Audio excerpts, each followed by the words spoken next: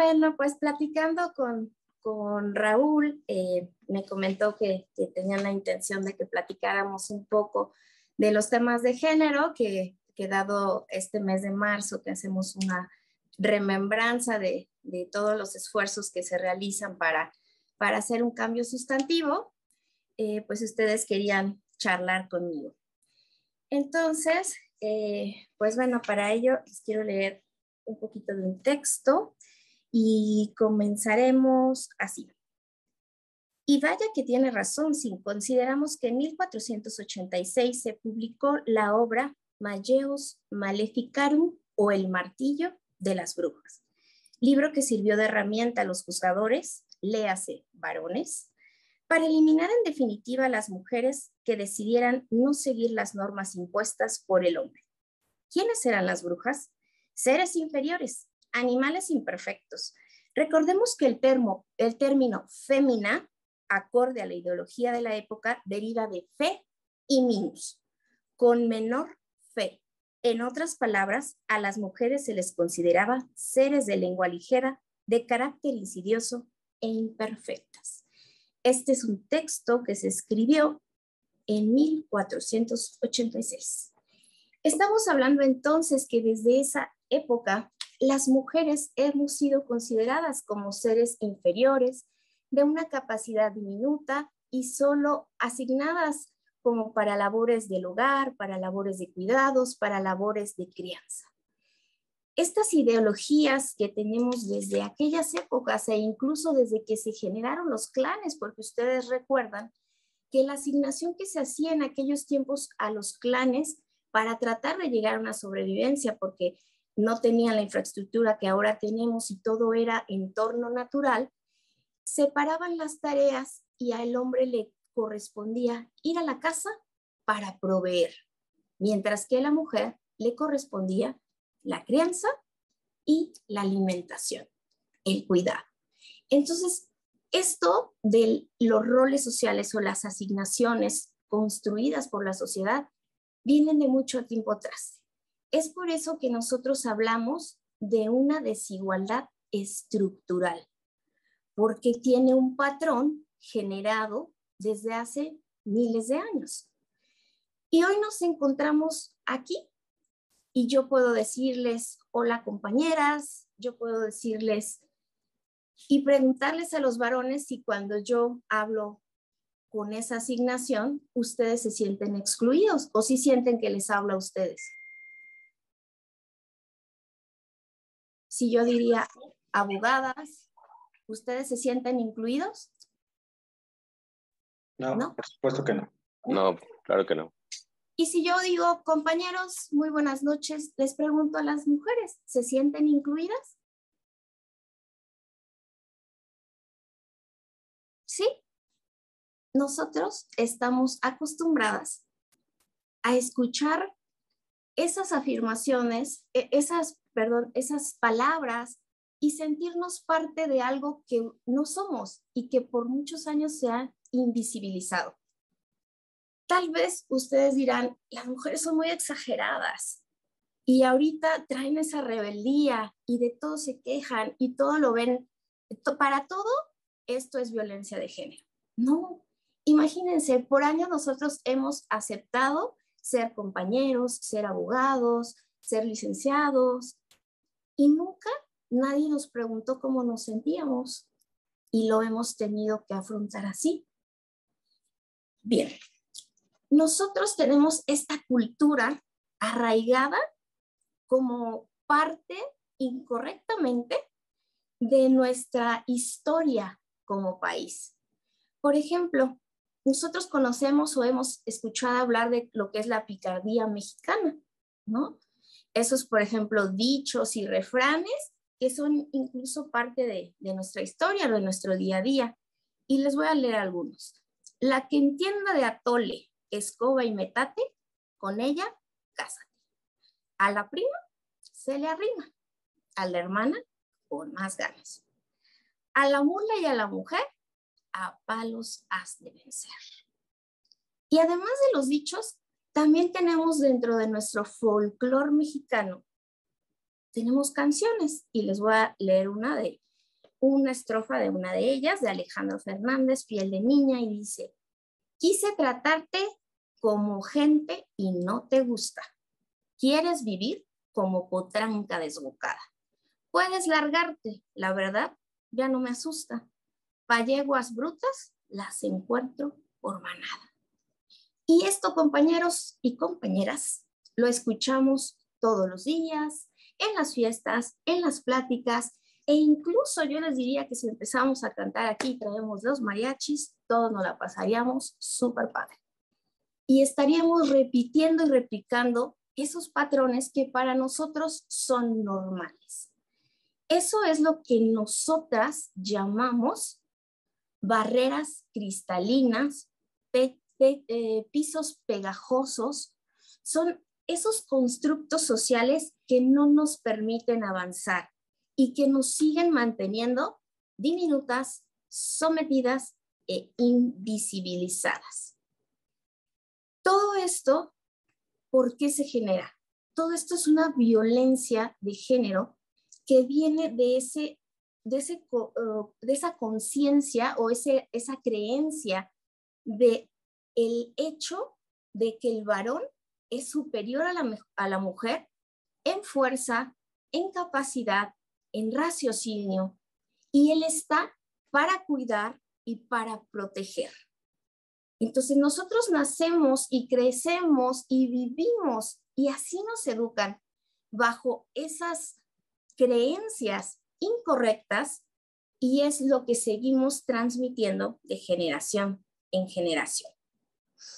Esto lo podemos ver como muchos tipos de violencia que tal vez son imperceptibles a la vista y que tal vez para ustedes muchas veces son cuestión de broma o son cuestiones, como ya vimos, de canciones o de nuestro día a día. Entonces, ¿qué significa? Que este tipo de violencias surge desde nuestro hogar. Es ahí donde nace, porque las sentencias y los juicios que nosotras conocemos y que muchos de ustedes litigan, ¿de dónde vienen? De una litis de casa.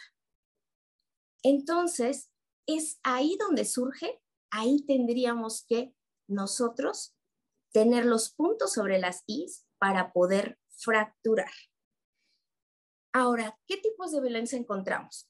Encontramos violencia sexista, encontramos una violencia económica, encontramos una violencia física, encontramos una violencia verbal.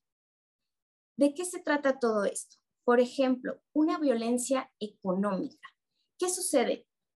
Como platicamos, el hombre siempre es el que tenía que proveer y es el que sale de casa y busca un trabajo. Entonces, ¿qué hace cuando tiene su pareja?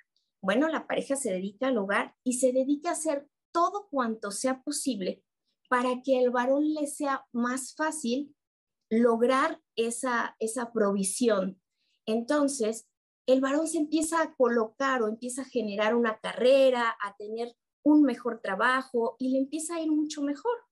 Obviamente la mujer pues sigue manteniendo un hogar y ella está obligada a hacerlo. Ella tiene la obligación de mantener a su familia unida, ella tiene la obligación de tener hijos, de criarlos y de que les vaya bien en la escuela. Y el varón empieza a adquirir poder adquisitivo que la mujer no tiene, porque ahí se crea esa dependencia. Si el varón no le da dinero, la mujer no tiene dinero. ¿Qué pasaría entonces con una violencia económica? La violencia económica es cuando el varón le retira el dinero, ya sea quitándole tarjetas de crédito, quitándole el acceso a las cuentas, y entonces ella queda desprovista de eso que necesitas para tu día a día. ¿Y qué hace esto? Que tú te vuelvas sumisa para poder volver a obtener eso que necesitas para sobrevivir. No te puedes salir de casa, ¿por qué? Porque no tienes una carrera, porque te debes al marido y porque tú tienes esa convicción social e incluso familiar de que tienes que mantener un hogar. Y díganme ustedes, ¿de quién es la culpa cuando un hogar no funciona? De la mujer. ¿Por qué? porque nos han educado diciendo que somos el pilar de esa familia. Entonces, ahí vemos esa violencia económica. Ahora, por ejemplo, platiquemos un poco de la violencia sexista. La violencia sexista, ustedes tal vez no se den cuenta, pero la vemos día a día en todos los spots publicitarios, en todos los comerciales.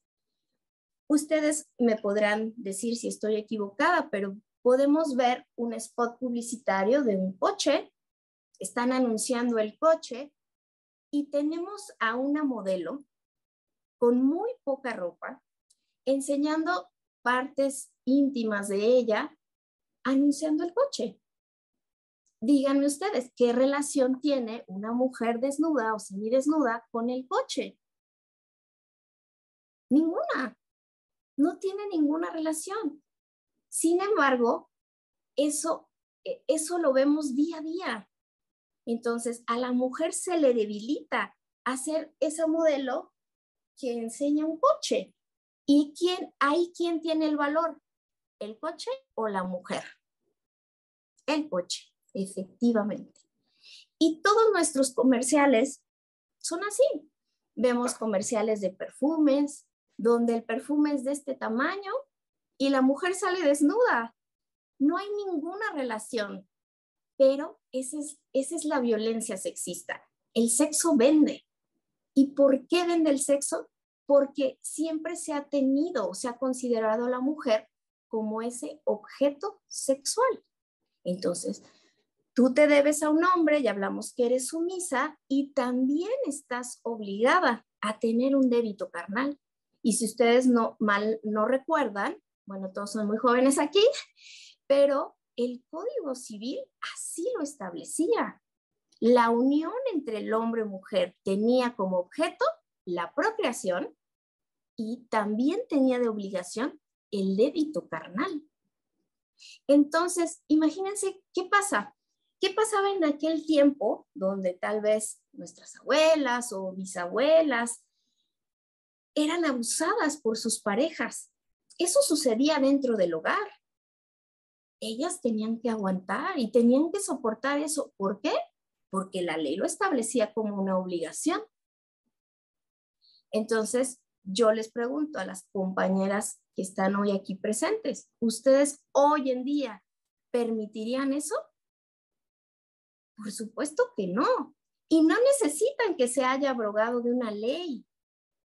Entonces, todo este movimiento que llaman feminista y todo este movimiento de visibilización de derechos humanos que ha estado en boca de muchísimas juzgadoras, académicos, directivos, periodistas, todo ese trabajo, todo ese engranaje, ese movimiento que se está haciendo es precisamente lo que hoy les hace ver con otros ojos a la mujer. Y es lo que nosotros llamamos ponernos las gafas de género, las gafas violetas. ¿Alguien sabe por qué el color violeta? ¿Por qué asociamos? No. Ustedes recordarán ese movimiento que hubo en Nueva York en una fábrica que tenía muy malas condiciones de trabajo laboral para las mujeres y todas eran maquiladoras, ¿sí? Todas trabajaban en la costura de prendas. Esas mujeres, dadas las condiciones infrahumanas de trabajo, fueron víctimas de un incendio que se provocó ahí dentro, no pudieron salir y las mujeres fallecieron. Esas mujeres portaban su uniforme de color morado. Y entonces, en remembranza y en conmemoración, sus compañeras hacían algunas como listones, hacían cosas con cintas moradas y vestían de morado para recordar aquellos sucesos. Entonces, este movimiento, digámoslo, feminista o de visibilización de los derechos de las mujeres comienza con una visibilización del trabajo. Esto inició con una visibilización laboral, de temas laborales, pero de ahí empezamos a ver cómo toda esta violencia no solo es laboral, porque a la mujer se le asignan también en las profesiones, o sea, también tenemos limitada la profesión. A ver, veamos, todas las profesiones que tengan aquella fuerza y que sean de tomas de decisiones, como por ejemplo la abogacía. Ustedes están muy jóvenes y yo veo aquí a varias mujeres, pero ¿me pueden decir cuántos hombres son en su clase y cuántas de ustedes son mujeres? Aproximadamente.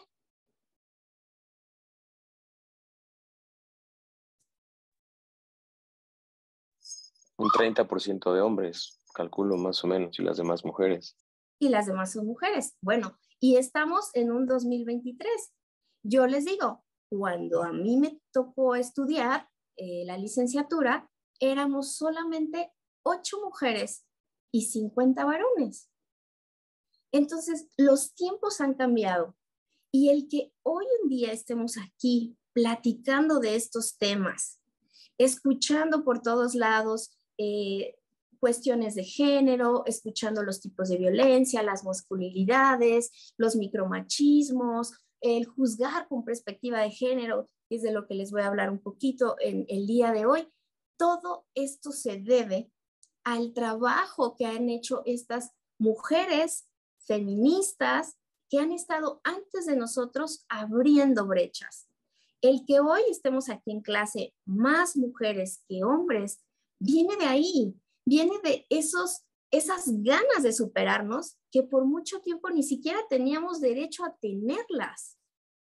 Y también, por ejemplo, hoy en nuestros días, pues ustedes están viendo allá en Irak que a las mujeres se les sanciona y se les golpea y se les llega a matar por el traer el cabello descubierto.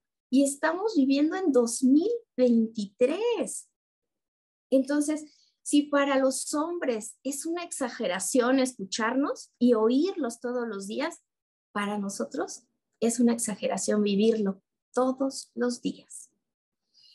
Entonces, veamos esas chicas que viven en Irak, veamos esas niñas que viven en India, que al nacer y antes de cumplir 13 años tienen que ser mutiladas de su clítoris porque las mujeres no tenemos derecho a tener placer sexual. Eso está asignado para los varones, porque si una mujer tiene ese tipo de deseos, pues es considerada una fácil. Sin embargo, un varón no. O sea, un varón es un macho. Él incluso lo necesita y tan lo necesita que puede tener varias mujeres.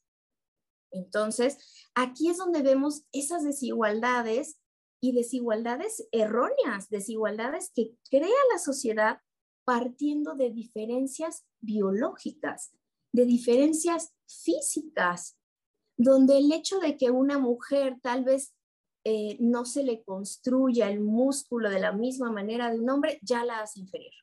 El hecho de que una mujer pueda tener un bebé, ya la hace inferior. El hecho de que una mujer sea considerada sentimental, porque, o sea, a lo mejor no lo sabemos, pero eso es un tema de hormonas.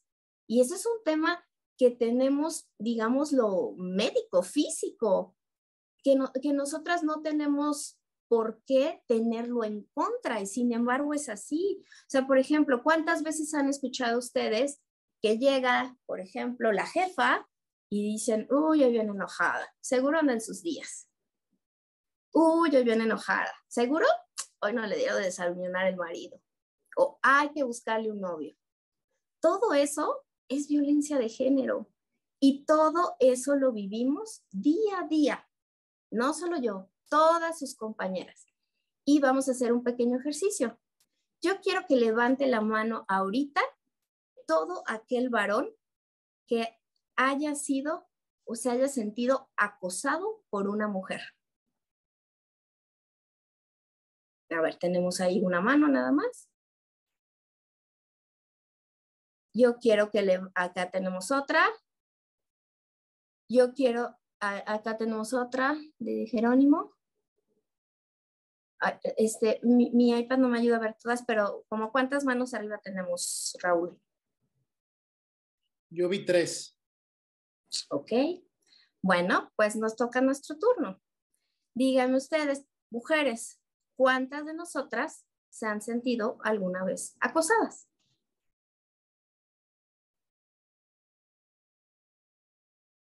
Pregunto, ¿hay alguna mano abajo?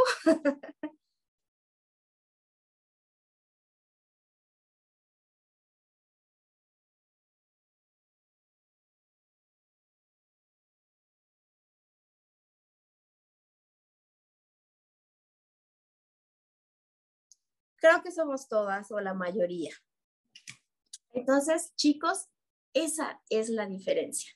Entonces, por eso lo gritamos, por eso salimos a marchar, no sé si alguna de ustedes fueron, pero por eso lo gritamos, porque necesitamos que nos escuchen, necesitamos hacernos visibles y que sepan que esas cuestiones nos lastiman y no somos seres inferiores y no tenemos por qué soportar ese tipo de agresión que para ustedes son pequeñas, pero ¿sabían ustedes que las pequeñas acciones son la base de lo que después pudiera generar el grado más alto de la violencia de género?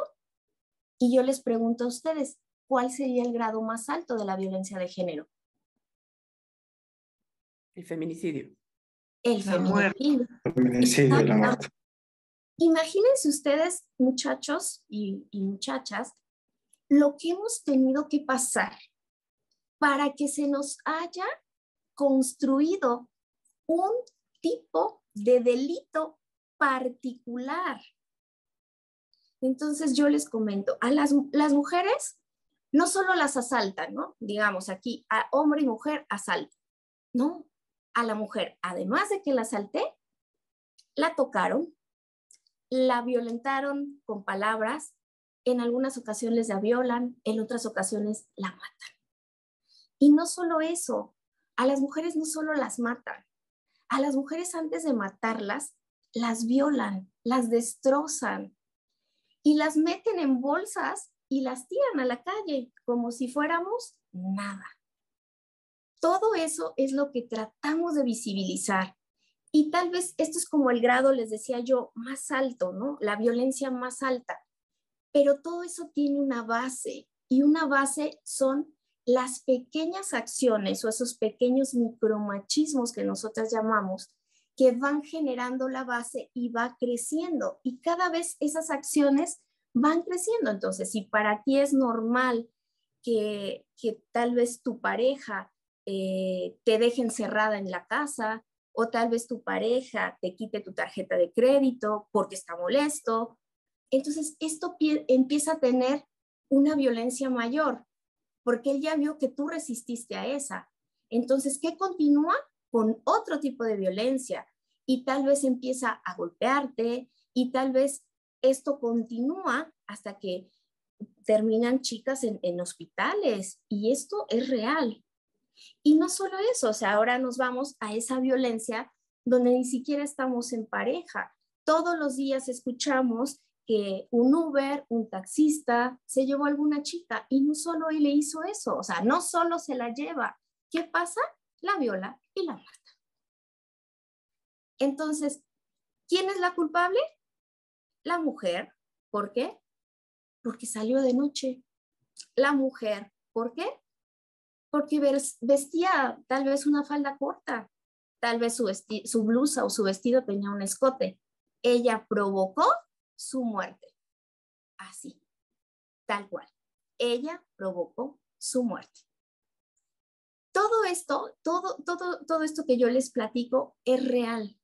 Y justo ahora, a partir de que estamos visibilizando estas violencias, a partir de que se hace una reforma en materia de derechos humanos en 2011 y que permite a todos los juzgadores visibilizar y utilizar herramientas internacionales para que ese derecho formalista se transforme en un derecho real, en un derecho humano y pueda tener esta expansión y atender cada caso específico, porque tal vez una misma institución jurídica pueda generar distintas vulnerabilidades y hay que atenderla en una forma diferente, porque no es un patrón y porque no es, como le llamaban, incluso hasta eso, ¿no?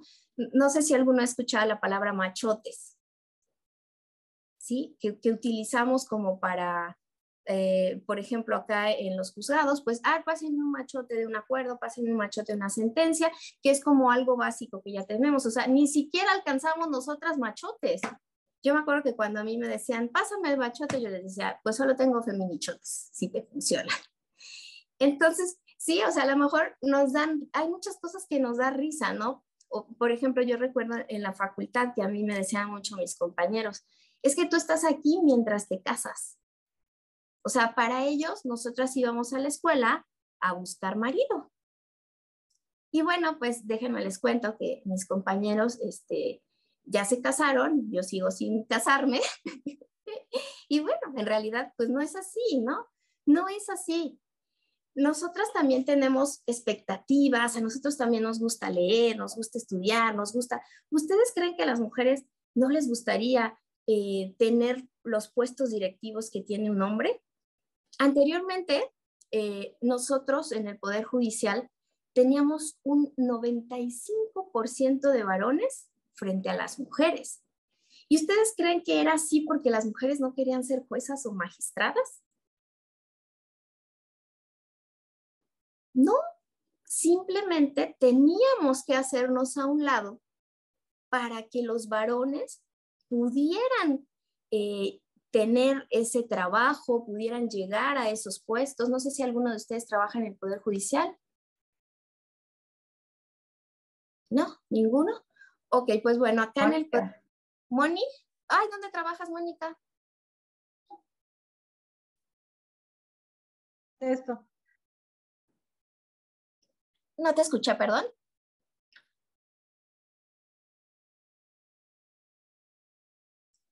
Creo que su micrófono no está abierto. Ahí. ¿Así? Ajá, Estoy en el primer tribunal colegiado penal aquí en el segundo circuito en Toluca. Ah, mira. Muy bien, yo estoy por acá en Cuernavaca. Pues bueno, Mónica no les dejará mentir que acá en el Poder Judicial tenemos jornadas a veces de 24 horas.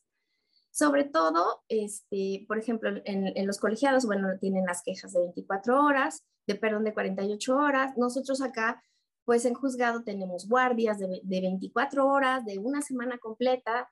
Entonces, el trabajo acá no se detiene, no se detiene. ¿Y qué pasa con las mujeres? Pues bueno, la mujer por naturaleza tiene esa virtud de ser mamá y nunca descuida a sus hijos.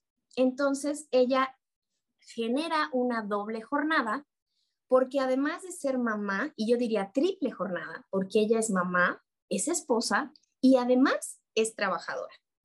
Entonces, ¿qué sucede? Sucede que en el Poder Judicial, la mayoría del Poder Judicial está integrado por mujeres. Sin embargo, los puestos que tenían, porque ya hay una distinción en ese tema y ahorita la platicamos, la mayoría de las mujeres estaban en el puesto más bajo, que es el puesto de oficial. Entonces, ellos son los que auxilian a los secretarios y los que auxilian a los actuarios a hacer tal vez transcripciones, algunos acuerdos, a costurar, a sellar, foliar y rubricar. Bueno, cuando teníamos expediente físico, ahora pues a escanear y tal vez a dar respuesta ahí a algunos acuerdos. Entonces, ese es el trabajo como, digámoslo, como un tipo secretario, un tipo auxiliar. Ese es a lo que aspiraba una mujer en el Poder Judicial. Porque si ella, por ejemplo, quisiera aspirar a una actuaría, ustedes sabrán que los actuarios tienen que andar en la calle 24 horas, tienen que entrar a los penales, entonces pues no, eso no lo puede hacer una mujer, ¿no? Es muy peligroso, o sea, ¿cómo una mujer va a andar allí entrando a los penales? Y no, o sea, eso no se podía ver una mujer. Ahora secretaria, uy, no menos secretaria, porque para secretaria pues necesitas tener tiempo para revisar los asuntos con calma y poder razonar. Entonces, como una mujer tiene hijos, pues su pensamiento se divide, ¿no? Y de repente tendrá que salir corriendo porque pues el niño tiene calentura o tendrá que salir corriendo porque hay un festival, entonces pues no es alguien que sea sujeto de contratación. Si no tienes los bebés, porque en algún momento los tendrás. Y si ya los tienes, pues porque vas a tener esos permisos extra que un varón no los tiene. Pero yo les pregunto, ¿por qué un varón casado o un varón con pareja no pide esos permisos?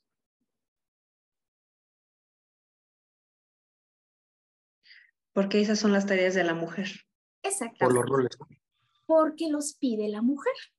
Entonces, es ahí donde yo les digo, la mujer se relega para permitir que el hombre crezca profesionalmente. Y esas son las diferencias que tratamos de romper. ¿Cómo lo hacemos? Por ejemplo, en el Poder Judicial, hace aproximadamente 4 años inició todo esto y se hace, digo, en cuanto a trabajadores y en cuanto a, ahorita lo vemos en sentencias, se hace a través de las llamadas acciones afirmativas. ¿Qué son las acciones afirmativas?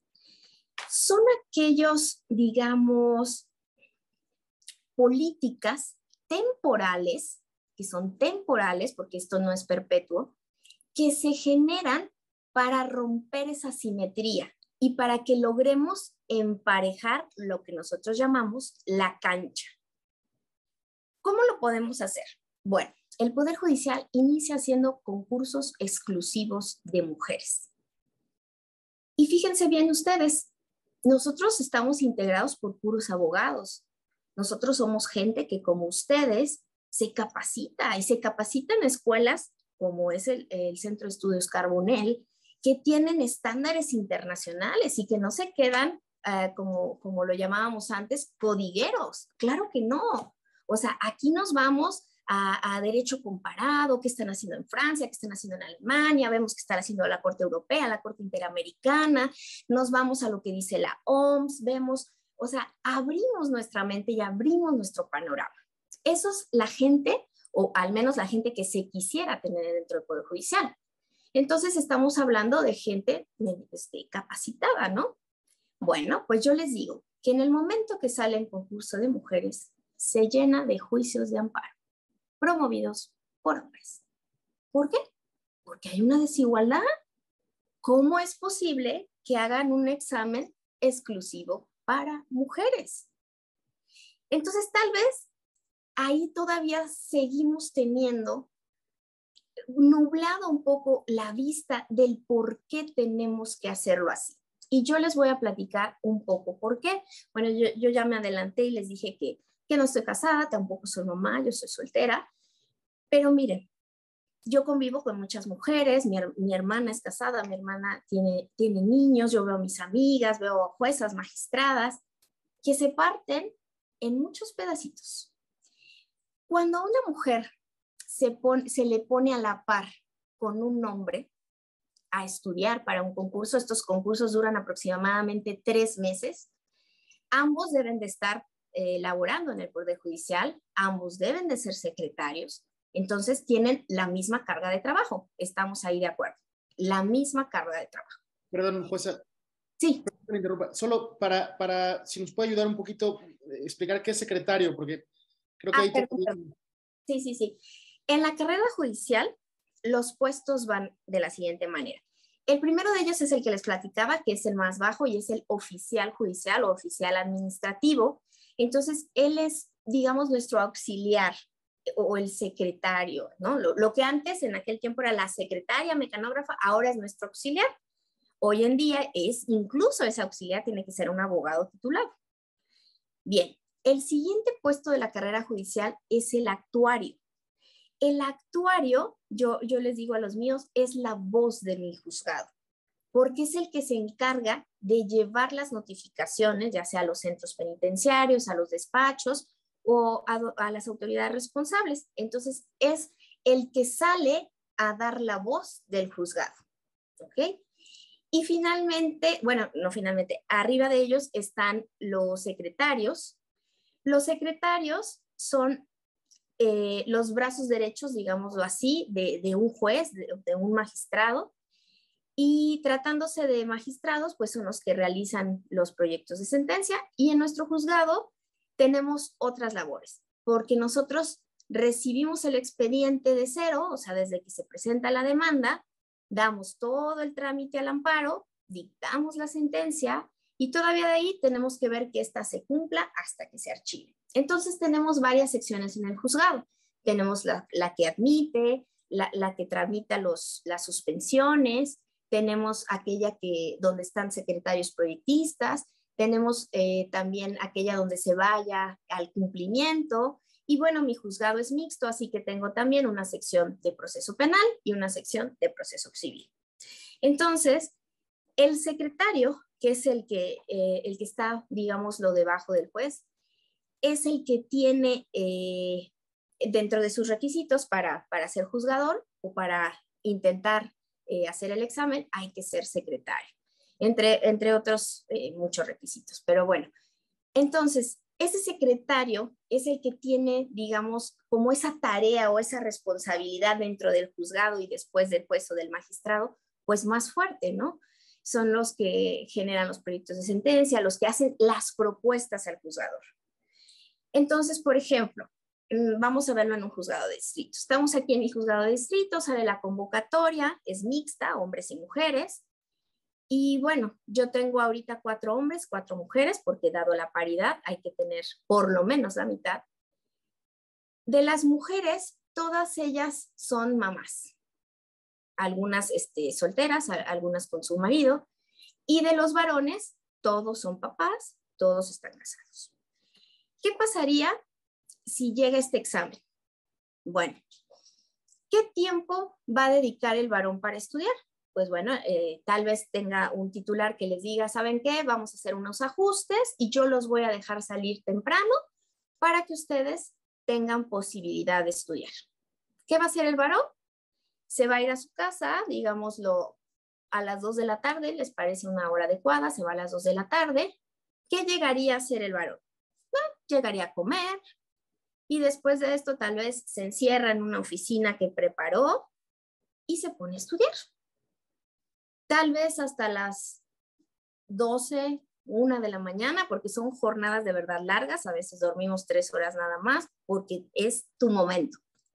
O sea, lo más que puedas estudiar, los temarios son muy grandes y a veces no los logras abarcar. Entonces, digamos que él alcanza a estudiar hasta las 2 de la mañana, sale, cena, se va a dormir, al día siguiente se levanta, se baña y se va a trabajar. Yo les pregunto, ¿qué pasa con una mujer? Digamos, la que está casada y tiene hijos. Sale a las 2 de la tarde. Llega a su casa y se pone a comer, ¿no? Llega a su casa y tiene que ver si los niños ya salieron de las escuelas, tiene que ver qué va a hacer de comer, o si bien no lo hace ella, pues ella es la que se preocupa porque la comida llegue a la casa. Entonces, bueno, hace esa parte. Después de eso tendría que ver si sus hijos tienen tarea o no. A lo mejor no la hace con ellos porque tiene que estudiar y bueno, asignaría esas tareas. Se mete un rato a estudiar, pero pues ya un niño le llama y le dice que no entiende, entonces tiene que salir y luego se regresa otro rato, pero se acuerda que hay que arreglar los uniformes y hay que mandar a los niños a bañar y hay que ver, pues ya llegó el marido, entonces hay que ver qué vamos a hacer de cenar y a lo mejor convive un rato con ellos y después se tiene que encargar de dormirlos y deja a los niños dormidos. Y bueno, al siguiente día ella tiene que dar, tal vez no lo hace ella, pero da todas las indicaciones para que el marido tenga la ropa lista, para que tenga todas sus cosas listas los niños, para que se puedan ir a la escuela, tal vez ella los lleva o ve que los lleve. ¿Sí me explico? La diferencia es abismal. ¿Por qué?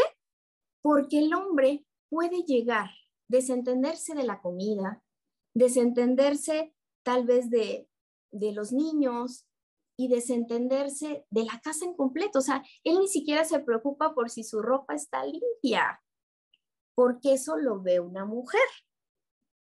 Esto hablando en la generalidad, ya hemos logrado romper mucho esos patrones, pero díganme ustedes, ¿es o no es la generalidad?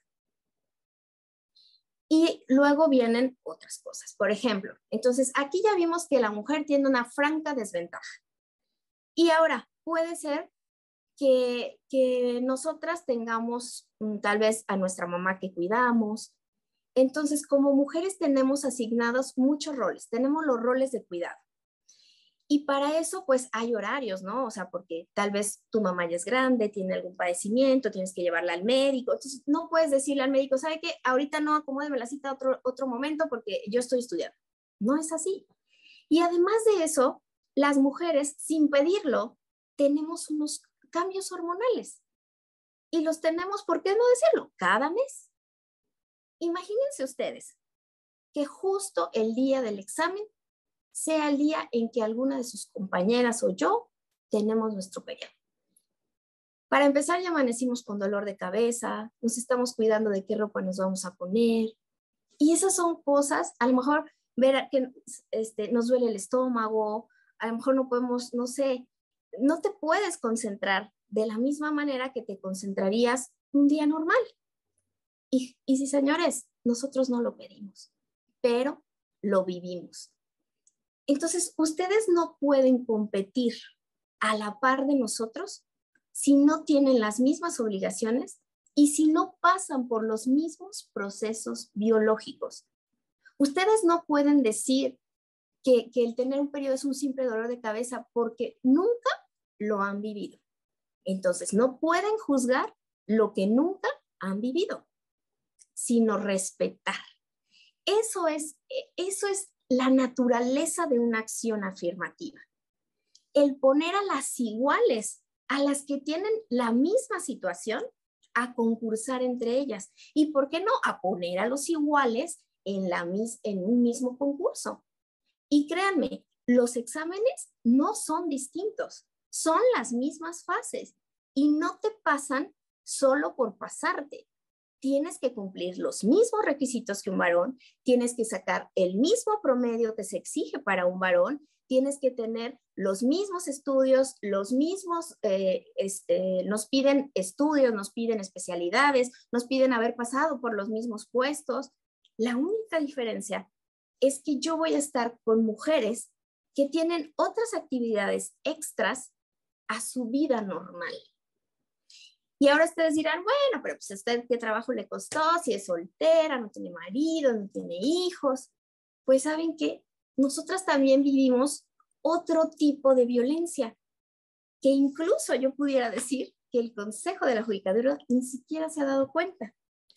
Porque cuando esos exámenes salieron, donde hacen una perspectiva de género, dicen lo siguiente: cuando haya un empate entre dos mujeres por calificación, el desempate va a ser primero la que sea mamá, después la que entre mamás, la que su hijo tenga una discapacidad, y entonces uno como mujer soltera dice, bueno, ¿y yo en qué grado quedo? O sea, yo ni soy hombre ni soy mujer entonces, porque no estoy considerada ahí.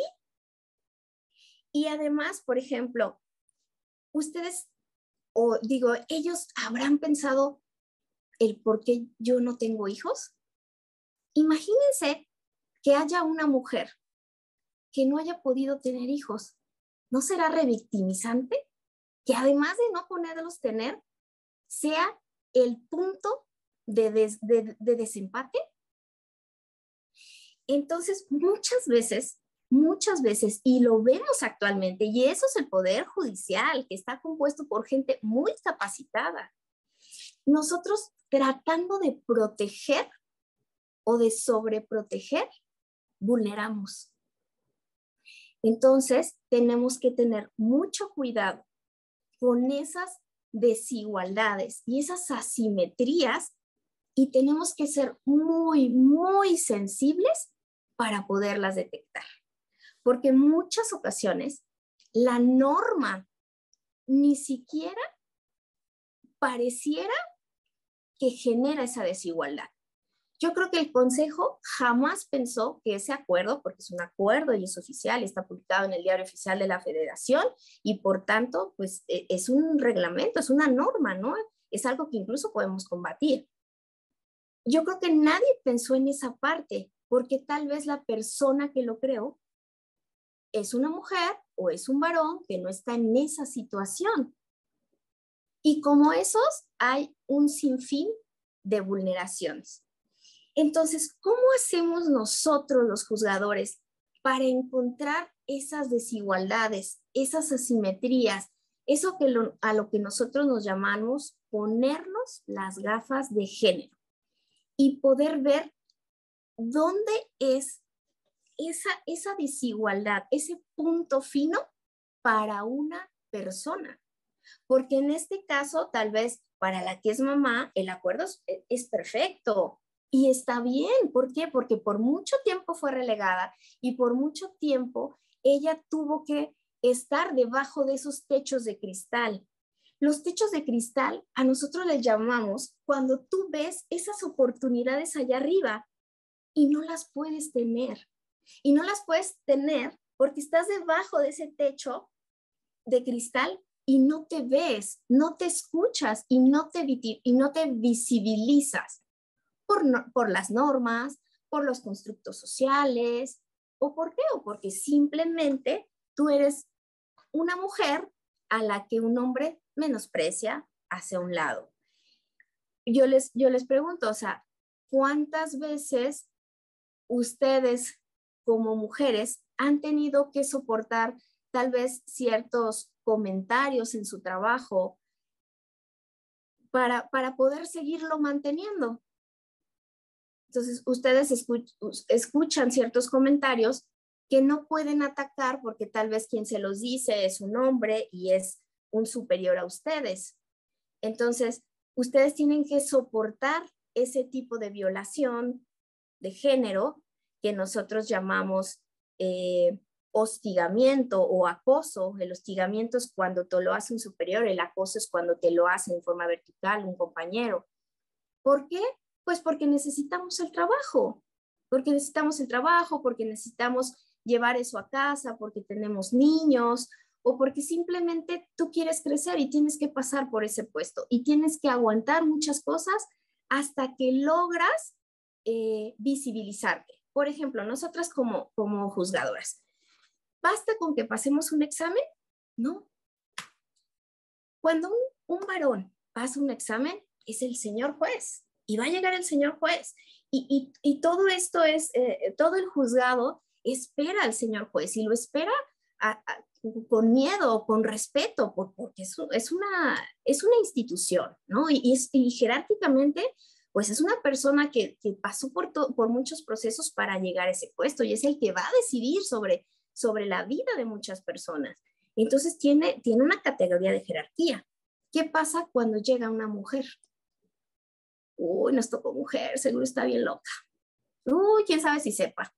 Seguro le dieron el puesto porque está bonita. Seguro se acostaba con uno de los consejeros. Entonces, la mujer, a pesar de que tuvo que pasar por todos los exámenes que pasó un varón, cuando llega a su puesto, tiene que demostrarle a los abogados, al personal y a sus iguales, a sus pares, que ella tiene la capacidad. ¿Y cómo lo hace? Trabajando a través de sus sentencias, a través de sus acuerdos. Ella tiene que posicionarse. Después, digamos, de 3, 6 meses que ella se posiciona, empieza a ser respetada. Entonces, la mujer todavía tiene que seguir demostrando. Y no lo tenemos lejano. Tengo aquí algunos casos que les voy a platicar de sentencias que han llegado a mis juzgados. Por ejemplo, tengo un caso de una niña, promueve una demanda de amparo, una mamá y su abuela, porque la niña no llega a casa, entonces la promueven incorrectamente como una orden de detención. Entonces, cuando las autoridades responsables rinden informe, nosotros nos damos cuenta que no existió ninguna orden de detención. Lo que pasó es que a la niña la depositaron en una institución de cuidado. Y esto fue así porque la niña contó a su abuela que había sido violada y abusada por su padrastro. Entonces, cuando esto sucede, las autoridades llaman a la mamá y a la abuela y le entregan a la niña. En una justicia formalista, ¿qué haría un juzgador? Si ya no tenemos el acto reclamado, la niña ya está con su mamá y con su abuela, ¿qué procedería aquí?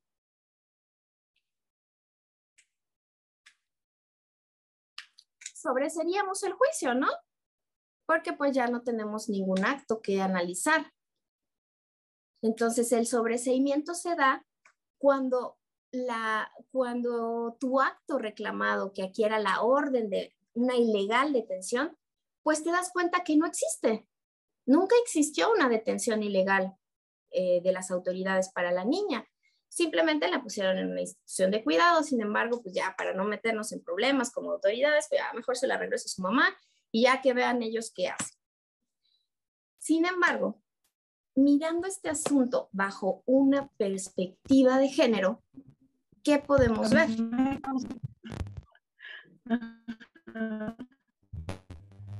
Como que su micrófono se corta.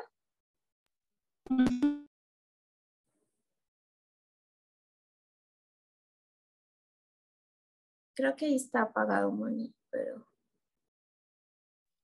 Moni, apaga tu cámara para que los datos se concentren en sonido.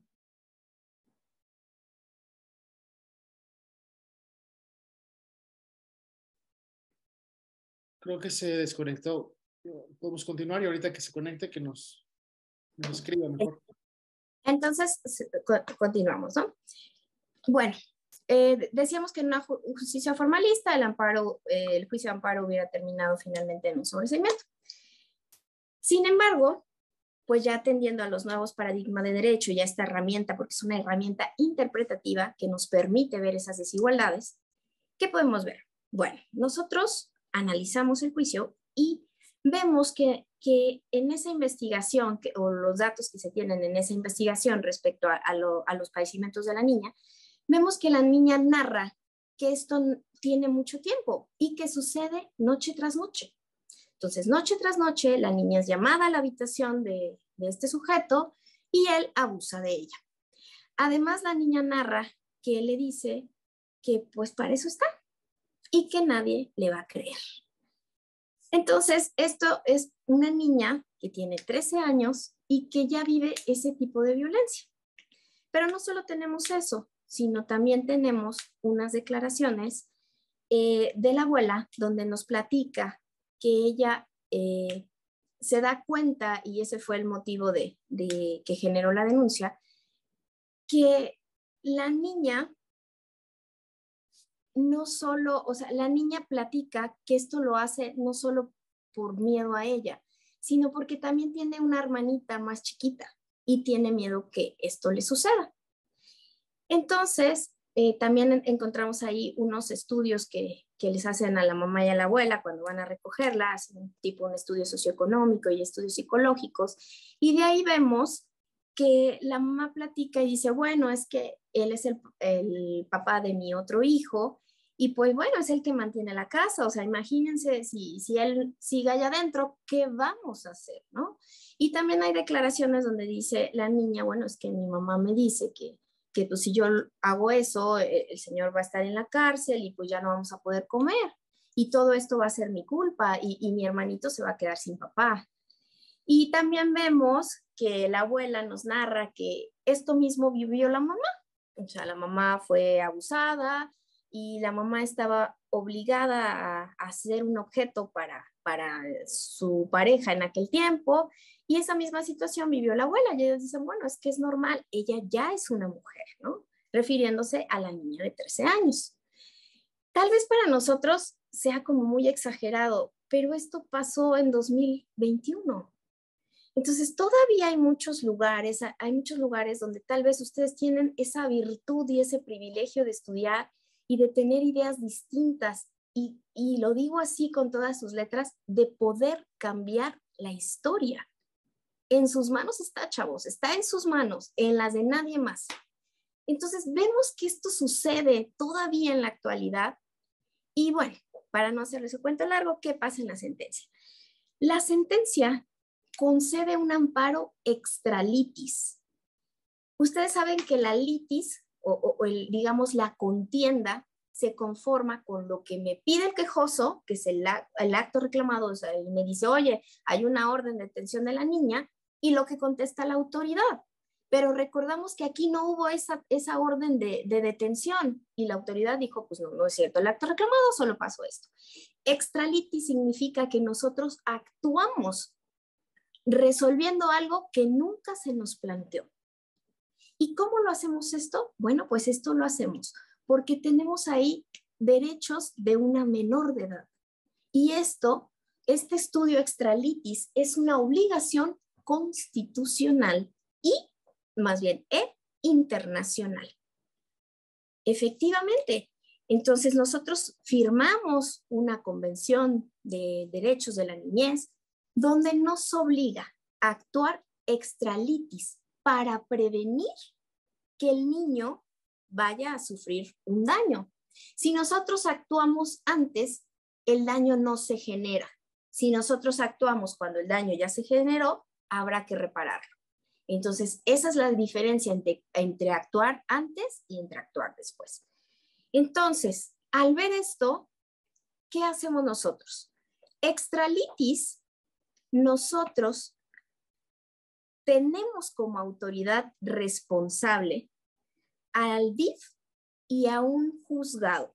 ¿Por qué a un juzgado? Porque en algún momento el DIF intentó tratar de manejar el tema de guarda y custodia, ya hacía 2 años de eso, respecto de la niña, porque la niña no quería vivir en su casa y se salía y muchas veces llegó al DIF, era la tercera vez que llegaba al DIF, pero nunca entendían por qué hasta esta última vez que la niña habló.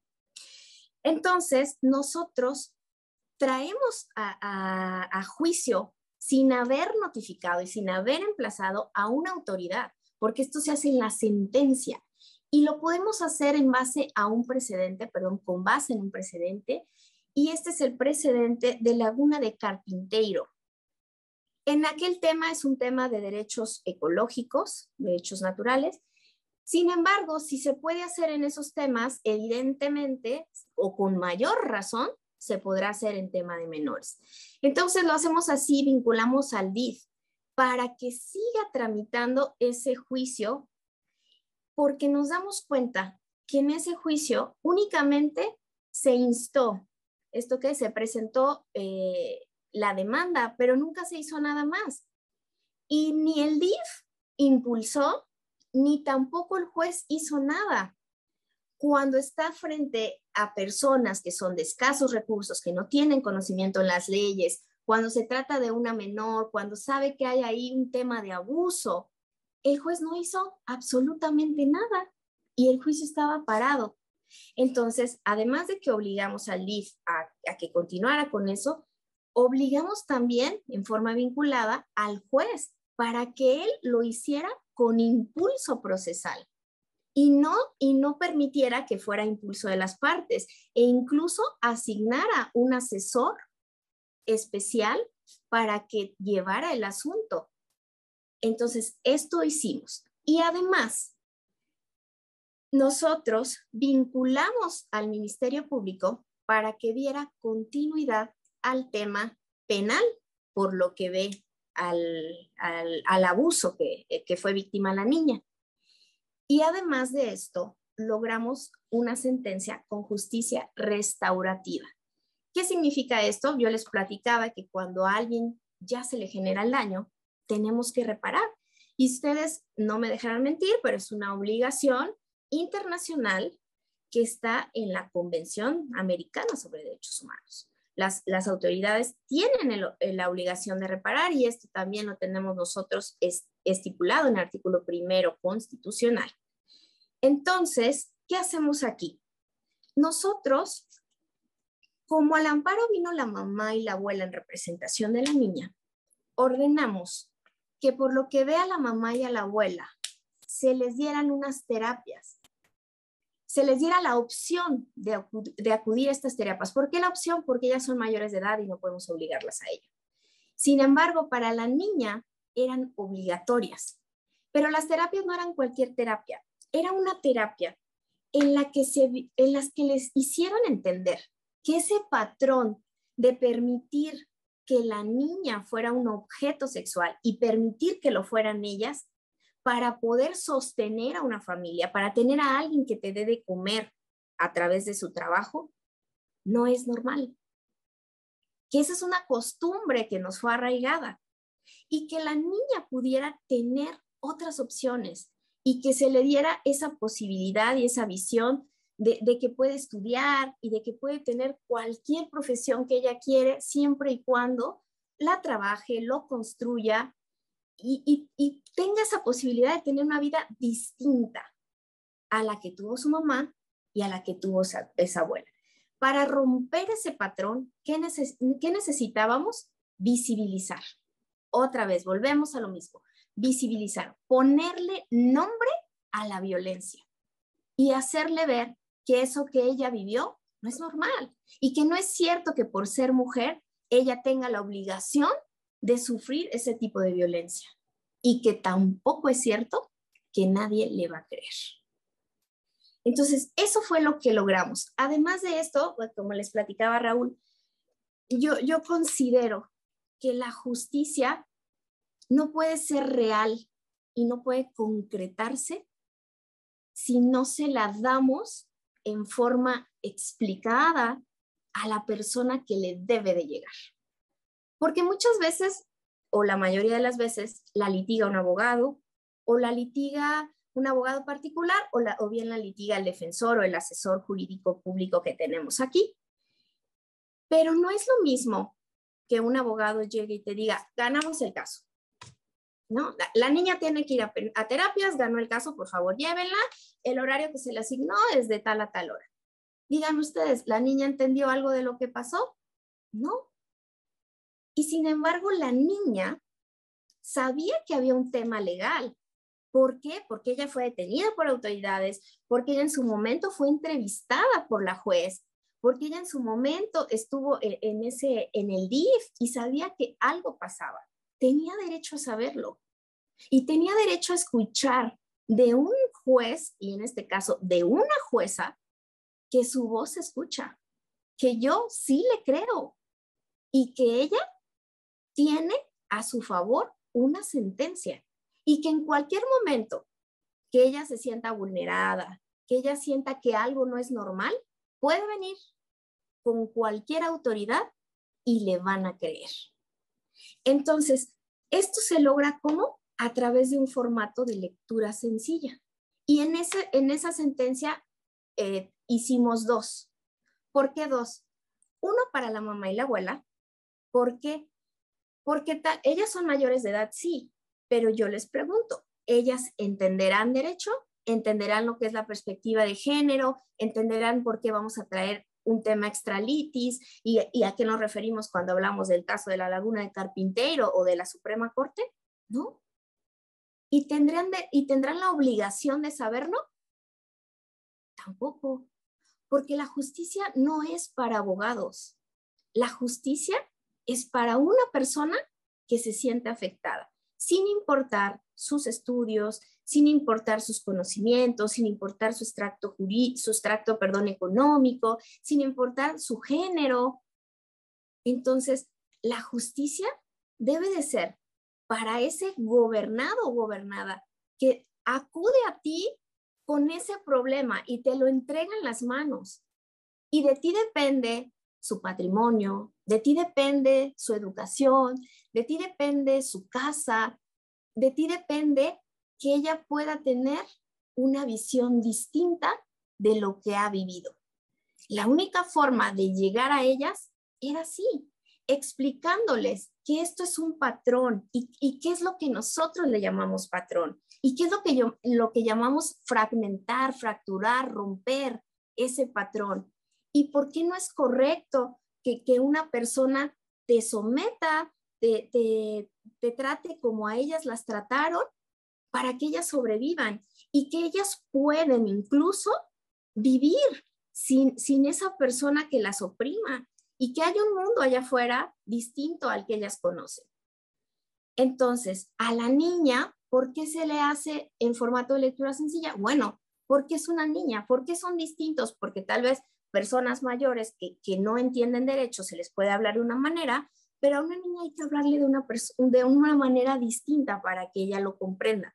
Y además su situación pues es más especial porque la niña ya estaba embarazada. Entonces, tal vez ella tenga otras oportunidades y tal vez esta sentencia y lo que en su momento promovió ese abogado, que muchos de ustedes son litigantes y están estudiando, y muchos de ustedes van a ser defensores, abogados, ministerios públicos, juezas, magistradas. Entonces, la tarea que ustedes tienen y para lo que si ustedes están formando no es sencilla y no es menor. Es una tarea que toca vidas, que cambia vidas.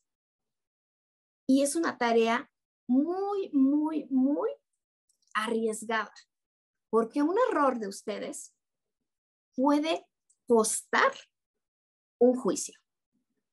Entonces, para lo que ustedes se preparan no es mínimo y el esfuerzo que tienen que hacer es impresionante. Se tienen que preparar, tienen que leer, tienen que estar actualizados, pero sobre todo tienen que tener esa sensibilidad para entender qué es lo que tienen en sus manos, qué es lo que tienen en juego. Y no sé cómo vamos en tiempo, porque yo soy súper apasionada y les puedo seguir platicando. No, ojalá el tiempo durara para siempre, porque jueza, Estamos en punto.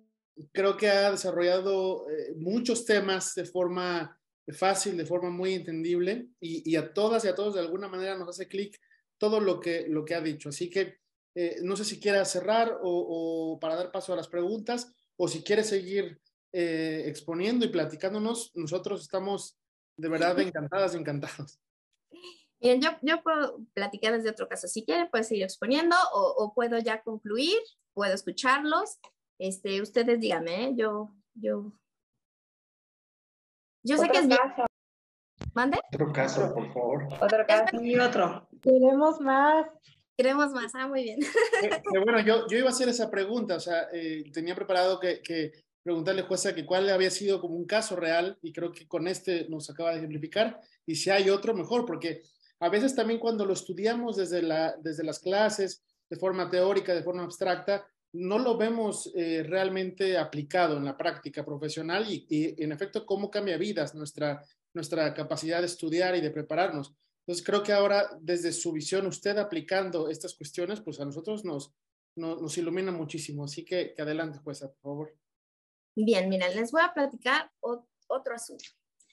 En este nos llega una demanda de amparo en la que viene promoviendo la mamá en contra de una determinación cautelar de guarda y custodia. ¿Qué nos referimos a cautelar? Que es una medida provisional. Ustedes cuando promueven una demanda de guarda y custodia, como medida, digamos, preventiva, solicitamos al juez que nos permitan tener esa guarda y custodia del niño o de la niña.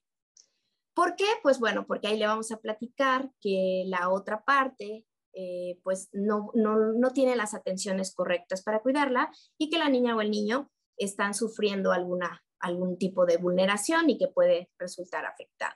Entonces, en este caso, quien promueve esa demanda de guarda y custodia es un varón. Y su bebé, o el bebé más bien, tiene 1 año 8 meses. Entonces, la jueza de instancia que emite la medida cautelar dice, pues bien, yo viendo, acuérdense que esa medida cautelar entra con el dicho del actor, o sea, solo con el dicho, y pues las pocas pruebas que nos pueda dar. Aquí no hay un derecho de réplica antes de emitirla, es como una suspensión provisional que ustedes presentan la demanda de amparo y con el dicho del quejoso se tiene que tramitar. Entonces, así es este tipo en la demanda civil. Entonces, el papá, bueno, más bien el señor, ahorita les voy a decir por qué no digo papá, pero bueno, el señor presenta la demanda y la jueza emite la medida cautelar y dice, bueno, el niño se va a quedar con el papá y le vamos a dar convivencias virtuales a la mamá por 2 horas de lunes, miércoles y viernes, y además le vamos a fijar una pensión alimenticia de 2,500 pesos mensuales. El niño está chiquito. Y esto en razón de que la jueza toma en cuenta que el niño está pequeño y que la mamá se medica, porque eso dice el papá, la mamá se medica porque tiene mucha ansiedad, entonces trata mal al bebé y pues no le da de comer a sus horas. Además, la mamá sale todo el día para intentar buscar algún trabajo y pues descuida al niño. Y además, la mamá no tiene papeles. Y ahí es donde decimos, ¿cómo que no tiene papeles? Sí, la mamá es ilegal aquí en México. Entonces, pues eso corre un peligro, ¿no? Porque en cualquier momento, pues puede agarrar al niño y se lo lleva, ¿no? Entonces, nosotros recibimos la demanda y el papá, la mamá viene al amparo, ¿no? Entonces ella nos pide la suspensión para el efecto de que se revierta esta medida precautoria y le den a ella la guarda y custodia. Y ahí la mamá nos empieza a contar su versión. La mamá nos dice que es de nacionalidad costarricense, al igual que el bebé. Ella es la madre biológica del bebé y su pareja fue por ella a Costa Rica. Su pareja ya tiene la nacionalidad mexicana y la invita a vivir a México, pues para tener una vida distinta. Ustedes saben, en materia de migración, los migrantes tratan de salir de su país en busca de mejores oportunidades. La invita y a la semana de que llegan aquí a la ciudad de Cuernavaca, él la lleva al consulado a la Ciudad de México para reconocer al bebé. Y él le dice, mira, yo para ayudarte, voy a reconocer al bebé como mío y pues bueno, ¿no? Para ir creando un lazo y tú puedas tener tus papeles pues con mayor prontitud. Esto pasó a la semana que llegaron. Sin embargo, al mes, el papá promovió la demanda de guarda y custodia. Y la jueza, como ya les comenté, emitió la medida cautelar. Yo les pregunto, ¿ustedes no notan algo extraño aquí?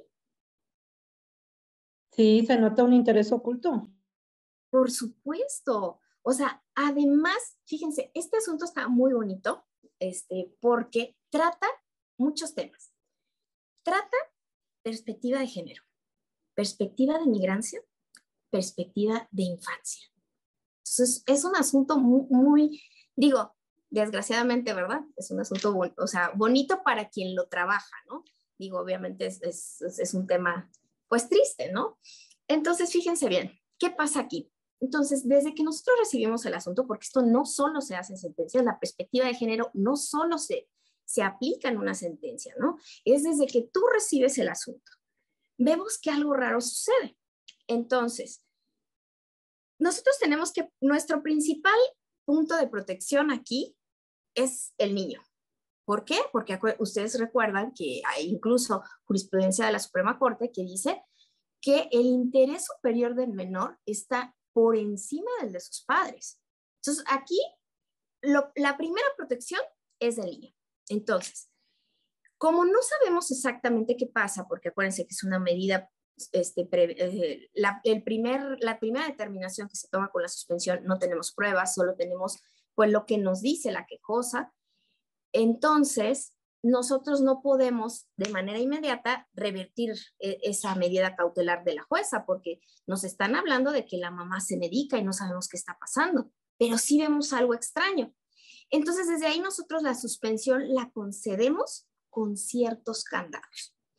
La suspensión no se concede para que esa medida se voltee. La suspensión se concede para que la jueza en menos de 24 horas nos informe por qué decide darle la medida provisional al papá cuando no es el papá biológico. ¿Cuál es si ella ya realizó estudios o solicitó algún documento para saber cuál es el padecimiento de la mamá o por qué se medica? Y la otra es que la jueza tiene la obligación de velar por el menor. Entonces, el menor no puede tener convivencias virtuales con una mamá. O sea, ¿cómo es posible que un bebé de 1 año, 8 meses, vaya a tener una convivencia virtual? Si ustedes mismos a veces en las clases se aburren porque son por videoconferencia, pues imagínense un niño. Ahora, ¿ustedes han escuchado hablar de la teoría del apego? No, pues miren, de tarea, chéquense el protocolo para juzgar con perspectiva de género y ahí en alguno de sus apartados nos habla muy somero de lo que es la teoría del apego. Pero la teoría del apego es la que generamos nosotros como seres humanos desde que nacemos. Y a esa persona que tenemos al lado o a esas personas que nos cuidan, nosotros pues al estar pequeños y no entender lo que pasa a nuestro alrededor, les tenemos ese apego. Entonces, por regla general, el niño tiene mucho apego a su mamá, porque tal vez es la que lo amamanta, la que lo cuida, la que lo baña, porque recordamos esos roles que el papá se va a trabajar. Entonces, ustedes recuerdan, de chiquitos, el apego es hacia la mamá. Entonces, ¿qué pasaría si este niño se queda con esa persona que no era su papá, pero lo reconoce? ¿A quién creen ustedes que va a generarles el apego? A un extraño. Al papá postizo. Exactamente. Y va a perder el lazo con su mamá. Entonces no podemos permitir, o sea, pase lo que pase, no podemos permitir que la mamá no tenga contacto físico con el bebé. Sin embargo, recuerden que tenemos ese tema de que no sabemos exactamente qué pasa. ¿Cómo hacemos? Pues bueno, las convivencias las va a tener no virtuales, las va a tener vigiladas en aquellos lugares que tienen los centros, ya saben, el DIF y otros centros de cuidados para que se lleven este tipo de convivencias. Y con eso, ¿qué logramos? Que mientras nosotros tenemos la información que nos da la autoridad responsable, podamos otra vez tener ese lazo de apego y no perderlo. Muy bien, continuamos con el juicio y al dictar sentencia, ya tenemos las pruebas, ya tenemos todo listo para emitir nuestra sentencia. Y ahí comenzamos a analizar y decimos, a ver, la jueza, cuando recibe el asunto, nos damos cuenta que ya también en su juzgado estaba la demanda por parte de la mamá. Incluso, esta llegó primero. No obstante esto, la jueza primero resuelve la medida cautelar del que es el papá, porque a ella le hace ciertas prevenciones en su demanda. Entonces, la primera que resuelve, sí es cierto, fue la del papá, pero ella ya tenía la de la mamá. Ella ya podía confrontar esas pruebas y confrontar el dicho del padre con el de la madre. Ella ya sabía, entonces, que la mamá y el niño sí tenían un lazo biológico y que ambos tenían la nacionalidad costarricense y que ambos estaban en el país extranjero. Yo les pregunto a ustedes, si fueran migrantes, ¿qué harían ustedes por tener casa, por tener comida? Lo que fuera, chicos. Ese es otro tipo de grupo vulnerable que tenemos, los migrantes. Los migrantes al llegar a un país donde no tienen ningún tipo de protección, donde no pueden trabajar porque son ilegales, donde no tienen casa, donde tal vez sus estudios no funcionen porque hay que hacer revalidación y para todo eso se necesita dinero. Entonces, el migrante es por eso un sujeto muy vulnerable, porque lo ponen a hacer trabajos que no tienen seguridad social, que son trabajos pesados, que exceden de las horas legales, e incluso, o sea, no tienen dónde vivir. Entonces, imagínense esta mujer sin trabajo, sin dinero, sin asesoría legal, y todavía la juez le hace prevenciones a su demanda. Entonces, ahí es donde yo digo, ¿cómo es posible que una mujer juzgadora no tenga esa sensibilidad con otra mujer? Pero bueno, entonces nosotros, ¿qué hacemos en esa sentencia? Nosotros le decimos a la jueza que tiene que dejar insubsistente esa medida y que tiene que juzgar con perspectiva de género, con perspectiva de migrancia y con perspectiva de menor. ¿Y cómo lo va a hacer? Primero, con perspectiva de migrancia, porque la jueza estaba previniendo a la quejosa a nuestra quejosa para que adjuntara documentos, para que acreditara la estancia legal y el parentesco con el niño, cuando le está diciendo que es migrante. ¿Sí? Entonces no puede exigirle esos requisitos. Tiene que tener una perspectiva de migrancia y de género para llevarla al juicio, sí, pero no en ese momento. Tal vez ella los puede pedir al consulado porque ya está facultada para hacerlo.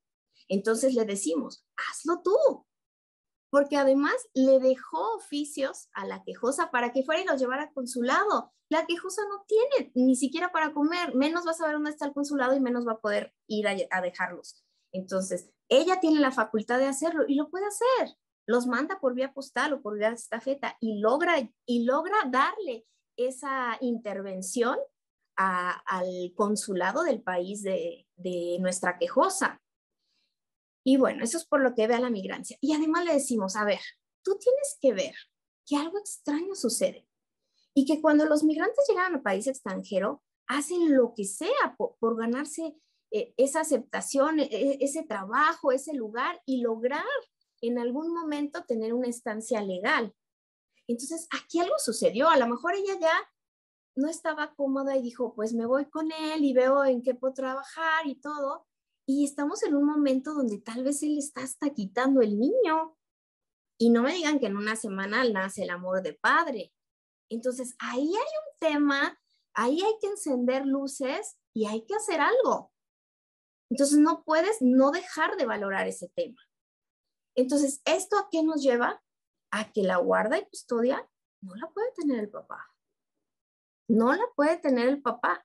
La debe tener la mamá. Y las convivencias deben ser para el papá, porque finalmente lo reconoció. Pero el apego que tiene con su mamá, ese niño de 1 año, 8 meses, no lo podemos fracturar con una persona que biológicamente no es su padre.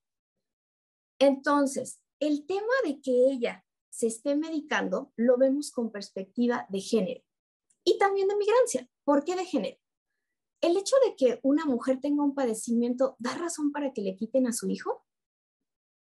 No. Ahora resulta que las mujeres no nos podemos enfermar. O sea, si ella se está medicando, ¿qué significa? Que está tomando su tratamiento. Entonces, hazle una valoración y tú dime si necesita otro tipo de tratamiento o cómo. O sea, mejor ayúdale a la mujer a que logre tener esa estabilidad de salud y emocional para que pueda cuidar a su hijo, pero no se lo quites. ¿Qué pasa si la mujer tiene ansiedad? Pues claro que va a tener ansiedad, está en un país desconocido, donde no tiene nadie, donde además un sujeto le está quitando el hijo y donde no ve a su bebé. O sea, evidentemente va a estar muerta de ansiedad.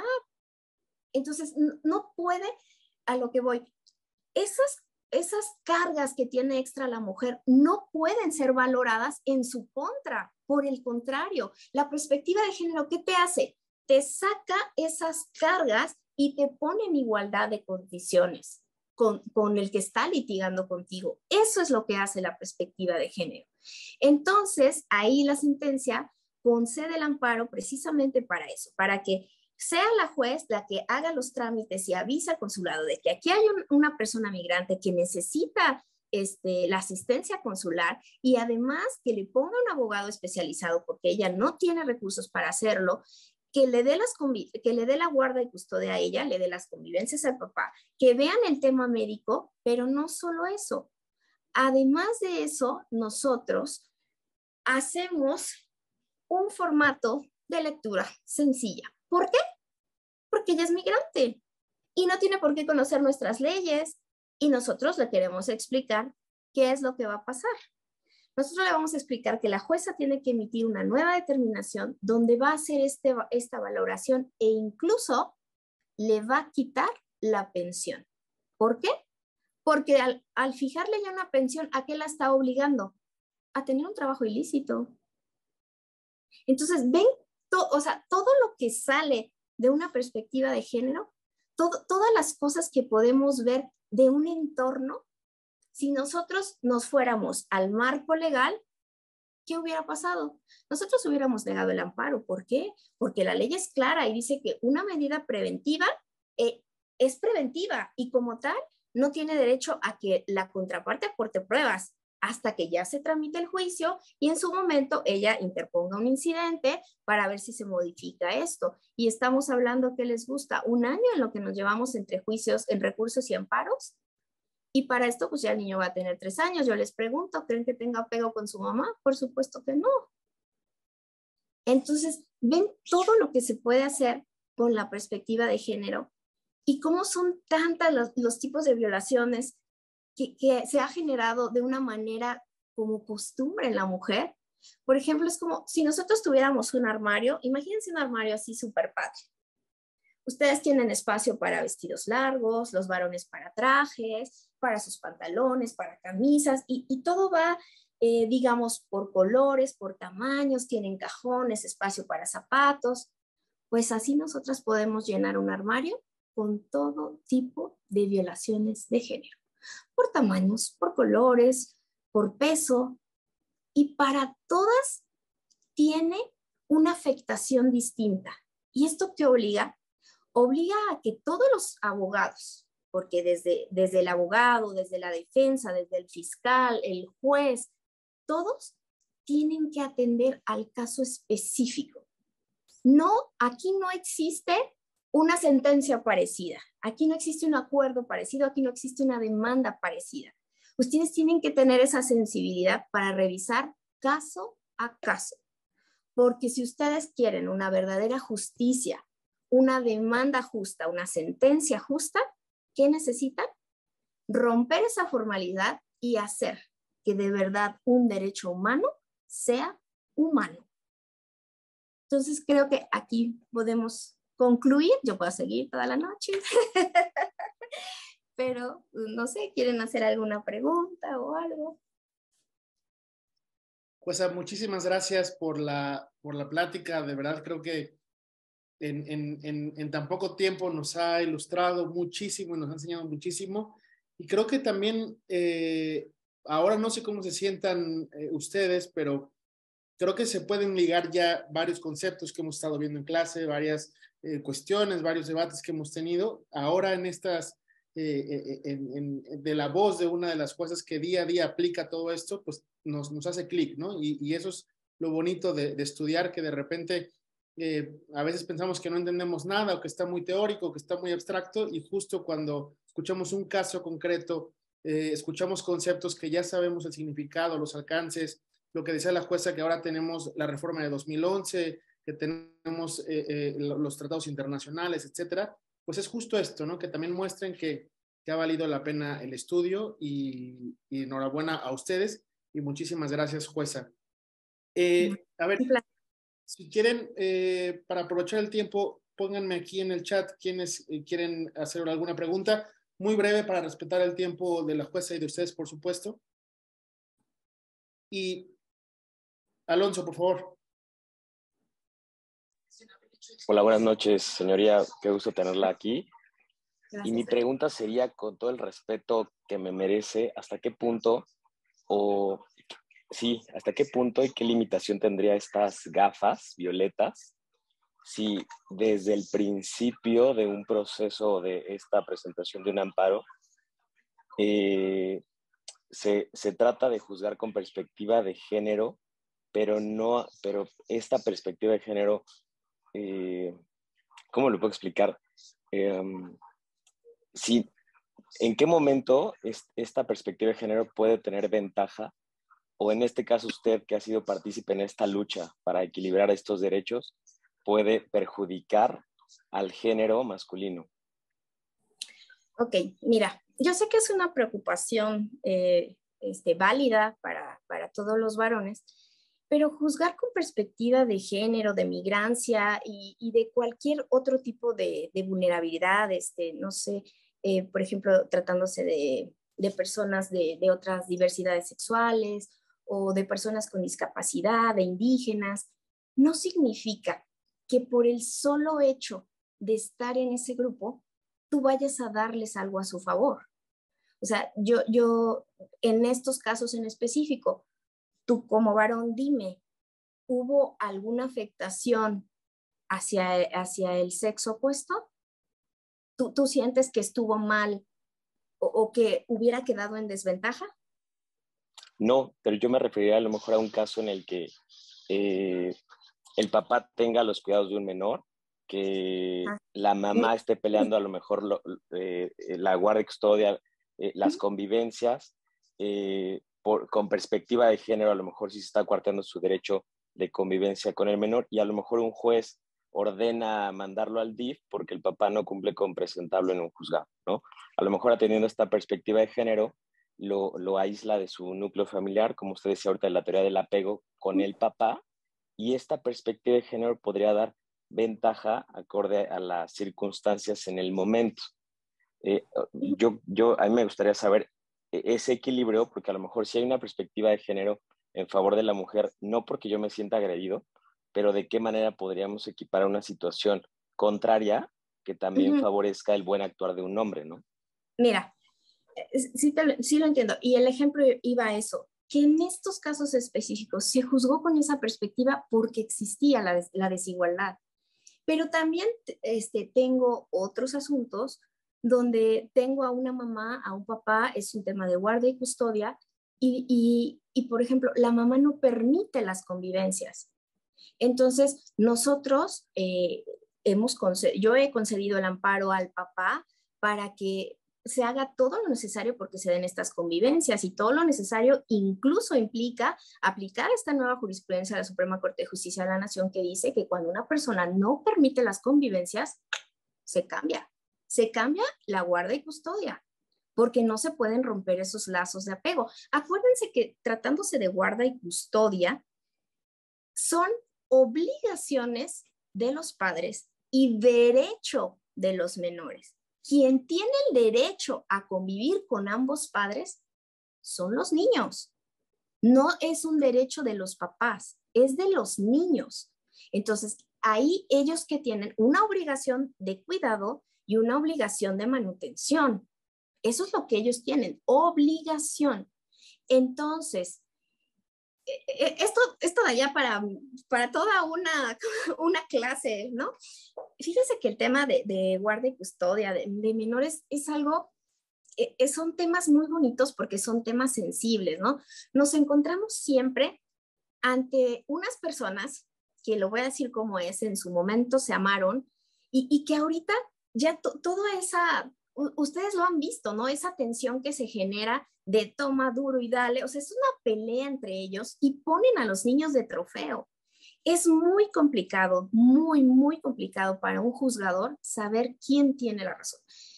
Yo he platicado con mis compañeros y mis compañeras titulares, y hemos llegado siempre a esa conclusión, que cuando te llegan asuntos de niños es lo más difícil de dictar una sentencia.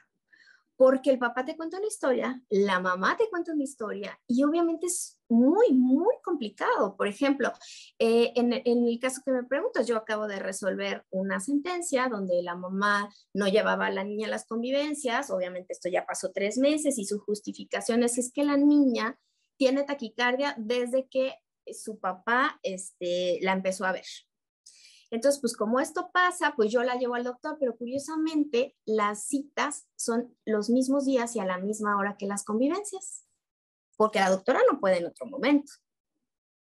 Entonces, digo, uno como adulto, pues sabe que todo esto parte de una pelea entre ellos. Y pues uno como juzgador tiene que tener esa habilidad de saber cuándo hay que usar esa perspectiva y cuándo no. E incluso, o sea, por ahí, por ejemplo, yo soy muy, muy afecta al Twitter, y por ahí subo también sentencias y todo. Entonces, yo por ahí tengo comentarios de, ay, no predica lo que hace, ¿no? Y de mamás. Entonces, yo dije, seguro que fue a la que le negué el amparo, ¿no? Porque así es, o sea, pues uno habla de cómo lo ve. Sin embargo, yo creo que en esas ocasiones en las que he negado los amparos a las mamás, pues yo creo que la fundamentación, digamos, el razonamiento reforzado del por qué se está haciendo de esa manera, pues yo creo que sostiene la propia sentencia, ¿no? E incluso es muy normal que ellas hagan valer ese tema de que yo no apliqué una perspectiva de género, Y yo tengo que explicarle por qué en ese supuesto no hay una desigualdad y por qué no existe la perspectiva de género. Entonces, ahí no hablamos de esa perspectiva. Y también he tenido casos opuestos donde vienen, por ejemplo, tuve un caso de un juzgador del fuero común y venía por un amparo, a él lo quitan del lugar donde está integrando como juez penal y ponen a una mujer y a él lo asignan a otro lado y no le pareció el otro lado. Entonces dice, oye, ¿por qué? ¿No? Entonces cae conmigo y dice, no, es que ella es mujer y pues va a juzgarme con una visión feminista. Entonces yo no quiero que ella conozca del caso. Entonces, pues yo tampoco, no, o sea, no podemos ir como por la vida juzgando. Si es hombre, que lo juzgue un hombre. Si es mujer, que lo haga una mujer. Y tampoco porque seamos mujeres vamos a aplicar la perspectiva de género a rajatabla cuando venga una mujer. O sea, no es así. Juzgar con perspectiva de género se da cuando hay una simetría, cuando hay una desigualdad, no cuando venga una mujer al amparo o al juicio. Entonces, yo creo que eso sí lo tenemos que tener muy claro todos los juzgadores, porque si no, pues sí sería, no llegaría a lo que se pretende, ¿no? O sea, no tendría esta herramienta la finalidad que se pretende, y no sé si contesté o nos entendimos bien, Alonso. De hecho, la palabra clave sería justificar, ¿no? O sea, justificar el por qué sí se va a aplicar y cómo se va a aplicar, y justificar por qué no se va a aplicar y cómo se va a dejar de aplicar, ¿no? Exacto. Y quizá un poquito ahondando la pregunta que creo que nos pone en la mesa Alonso, que también lo he estado leyendo mucho en redes, sobre todo en estos días que son tan activos, sobre si, Alonso nos decía, bueno, la perspectiva de género contra los hombres, ¿no? En un caso concreto. Pero también se ha hablado mucho de si el feminismo, bueno, o una parte de los feminismos es en contra de los hombres, ¿no? Y yo recuerdo un fragmento de un libro de Rita Segato, esta feminista argentina, que habla además mucho de masculinidades, o sea, el feminismo, pero también entendido desde las masculinidades, que dice que justo, digamos, el feminismo no es una lucha de mujeres contra hombres, sino inclusive una ayuda hacia los hombres, porque el patriarcado, digamos, el Estado patriarcal, lo que nos ha quitado a los hombres es la felicidad. Dice Rita Segato que el patriarcado nos prohíbe el acceso a la felicidad, porque las mujeres, como son, dice ellas, que son más felices que los hombres porque tienen mayor libertad de ser vulnerables, de dejarse vivir, de expresar emociones, de vincularse entre ellas, que se reúnen para conversar de la vida, el famoso echar el chal, ¿no? que ella misma utiliza ese término, o de cuestiones simplemente de llorar más, de vincularse mejor, de abrazarse, digamos, sin que los otros juzguen sobre las mujeres. Y los hombres, por el contrario, estamos en un mandato de potencia, dice ella, ¿no? Nosotros tenemos siempre que estar mostrando potencia sexual, potencia económica, bélica, de política. Tenemos que reafirmarnos en el mundo a través de este carga de potencia. Cuando nos reunimos los hombres en general, nos reunimos para ver deportes, o para hablar de mujeres, o para hablar sobre quién la tiene más grande, quién gana mejor. O sea, es esta carga que inclusive no nos deja ver la jaula en la que estamos, ¿no? Entonces dice Rita Segato, el feminismo lo que va a hacer es que te des cuenta que el hombre también puede sentirse vulnerable, que también puede contarse de su vida y sus relaciones, y que estemos en ese nivel no de cargas ni de roles sociales, ¿no? Entonces también creo que un poco contestando esta pregunta de Alonso, que no es una lucha, no es mujeres contra hombres, sino es visibilizar, que también es otra palabra clave, las desigualdades, tratar de adecuarlas y encontrar, como lo vimos la clase pasada, las diferencias, la valorización de las diferencias, que no somos iguales, pero que tenemos un valor igual a nuestras diferencias. Víctor, por favor. Hola, muy buenas noches a todas y a todos. Jueza Marta Magaña, muy buenas noches, bienvenida. Gracias. Ya que estamos hablando, que usted estaba hablando de este tema de guarda y custodia, me gustaría comentar sobre un tipo de violencia y sobre todo una duda que tengo y que una miembro de mi familia me estaba preguntando, ¿no? Una cuestión primero decir que una cuestión muy importante, jueza, que se está dando en este tiempo, es que si bien no hemos cambiado las cosas, ya empezamos a transitar este camino de la igualdad sustantiva. ¿Y cómo lo estamos haciendo? Pues también se está haciendo desde el ámbito legislativo, ¿no? Por ejemplo, pues en la 64 y 65 legislatura del Congreso de la Unión, pues se han legislado importantes reformas para tipificar estos distintos tipos de violencia, como es la obstétrica, la violencia digital, la violencia política. Y qué decir de algo muy importante que me gustaría comentar ahorita, que es la violencia vicaria, que esta semana se aprobó en la Cámara de Diputados y que pues garantiza proteger los derechos de las mujeres, de sus hijas, de sus hijos víctimas de violencia familiar. Y bueno, para poner un poquito del contexto, para ponerle la consulta, jueza, es que la violencia vicaria se ha detectado que es la más cruel de las violencias de género. Incluso ha provocado que mujeres, sus hijas, sus hijos, sufran abusos con consecuencias graves como el mismo suicidio y que afectan el desarrollo también de los hijos, ¿no? Porque ponen en peligro las vidas de la madre y de los hijos.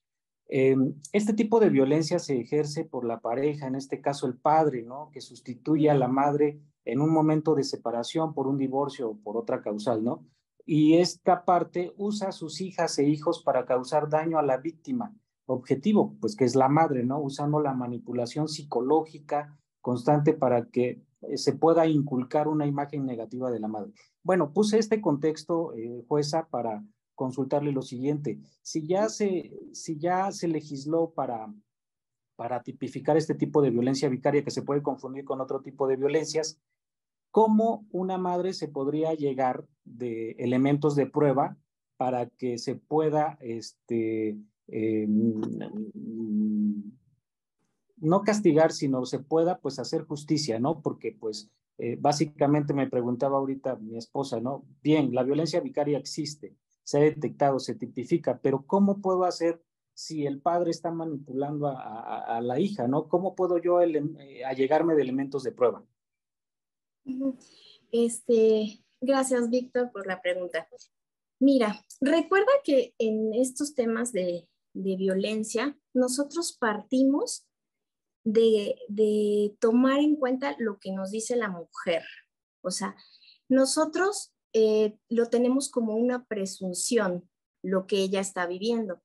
Ahora tú me preguntas, pues, ¿qué tipo de pruebas pudiera ella ofrecer? Nosotros, conociendo que ese tipo de violencia es oculta, que sucede dentro del hogar, nosotros hemos usado, por ejemplo, testimonios, hemos usado WhatsApps, nosotros también nos damos cuenta en la forma en que los niños hablan, porque no es lo mismo cuando un niño te habla con una libertad a cuando te dice algo que le dijeron. Entonces, tú te das cuenta en la edad que tiene, las palabras que usa. Esas palabras no son de un niño de su edad o no es la forma de hablar. Entonces, también te das cuenta, sobre todo aquí importan mucho los testimonios, importa mucho, por ejemplo, muchas veces pasa que le quita el papá a los niños y te das cuenta que la mamá era la que siempre trabajaba. Entonces, ¿qué pasaba ahí? Pues bueno, la mamá era la que tenía tal vez el carácter fuerte, porque era la que llevaba el dinero al hogar, era la que llevaba, y pues el papá tal vez pues seguía buscando el trabajo y seguía sin encontrarlo después de 5 años, ¿no? Entonces, él es el que tiene el apego con los niños. O también sucede al revés, el papá no los ve porque está trabajando. ¿Y cómo logra ganarse a los niños? Bueno, pues dándole lo que ellos quieren, porque es la mamá la que tiene que tener las riendas para que pues educar a los niños. Pero todo eso es algo que se vive en el día a día y que, aunque tú no lo creas, no es tan difícil visibilizarlo. Entonces, pues sí, la violencia vicaria, para los que no lo saben, pues en un lenguaje sencillo es darle donde le duele, sus hijos. Y usan a los niños para generar esta violencia, ¿no?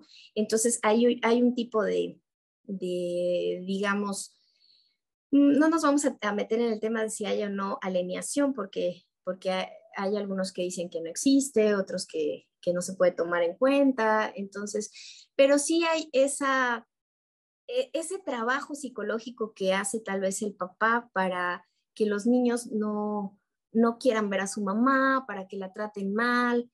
Y entonces para el papá es fácil hacerlo porque pues tiene la posición económica, puede darle a los niños lo que quiere.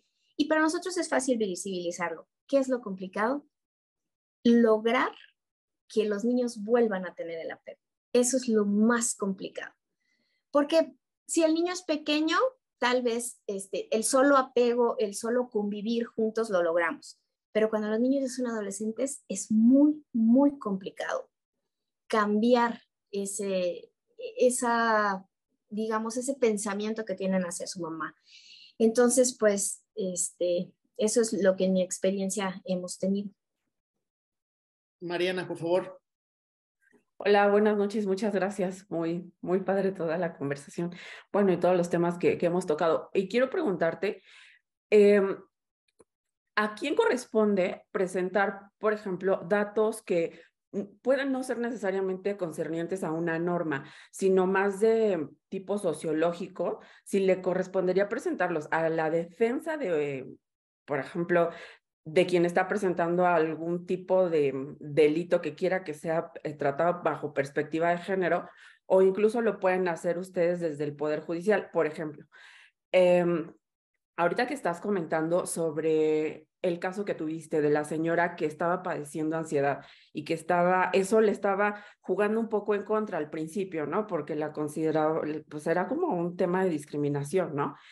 Pero hay un dato importante que acabo de leer yo hace muy poco, de que el 85% de los medicamentos psiquiátricos son diagnosticados o medicados para mujeres.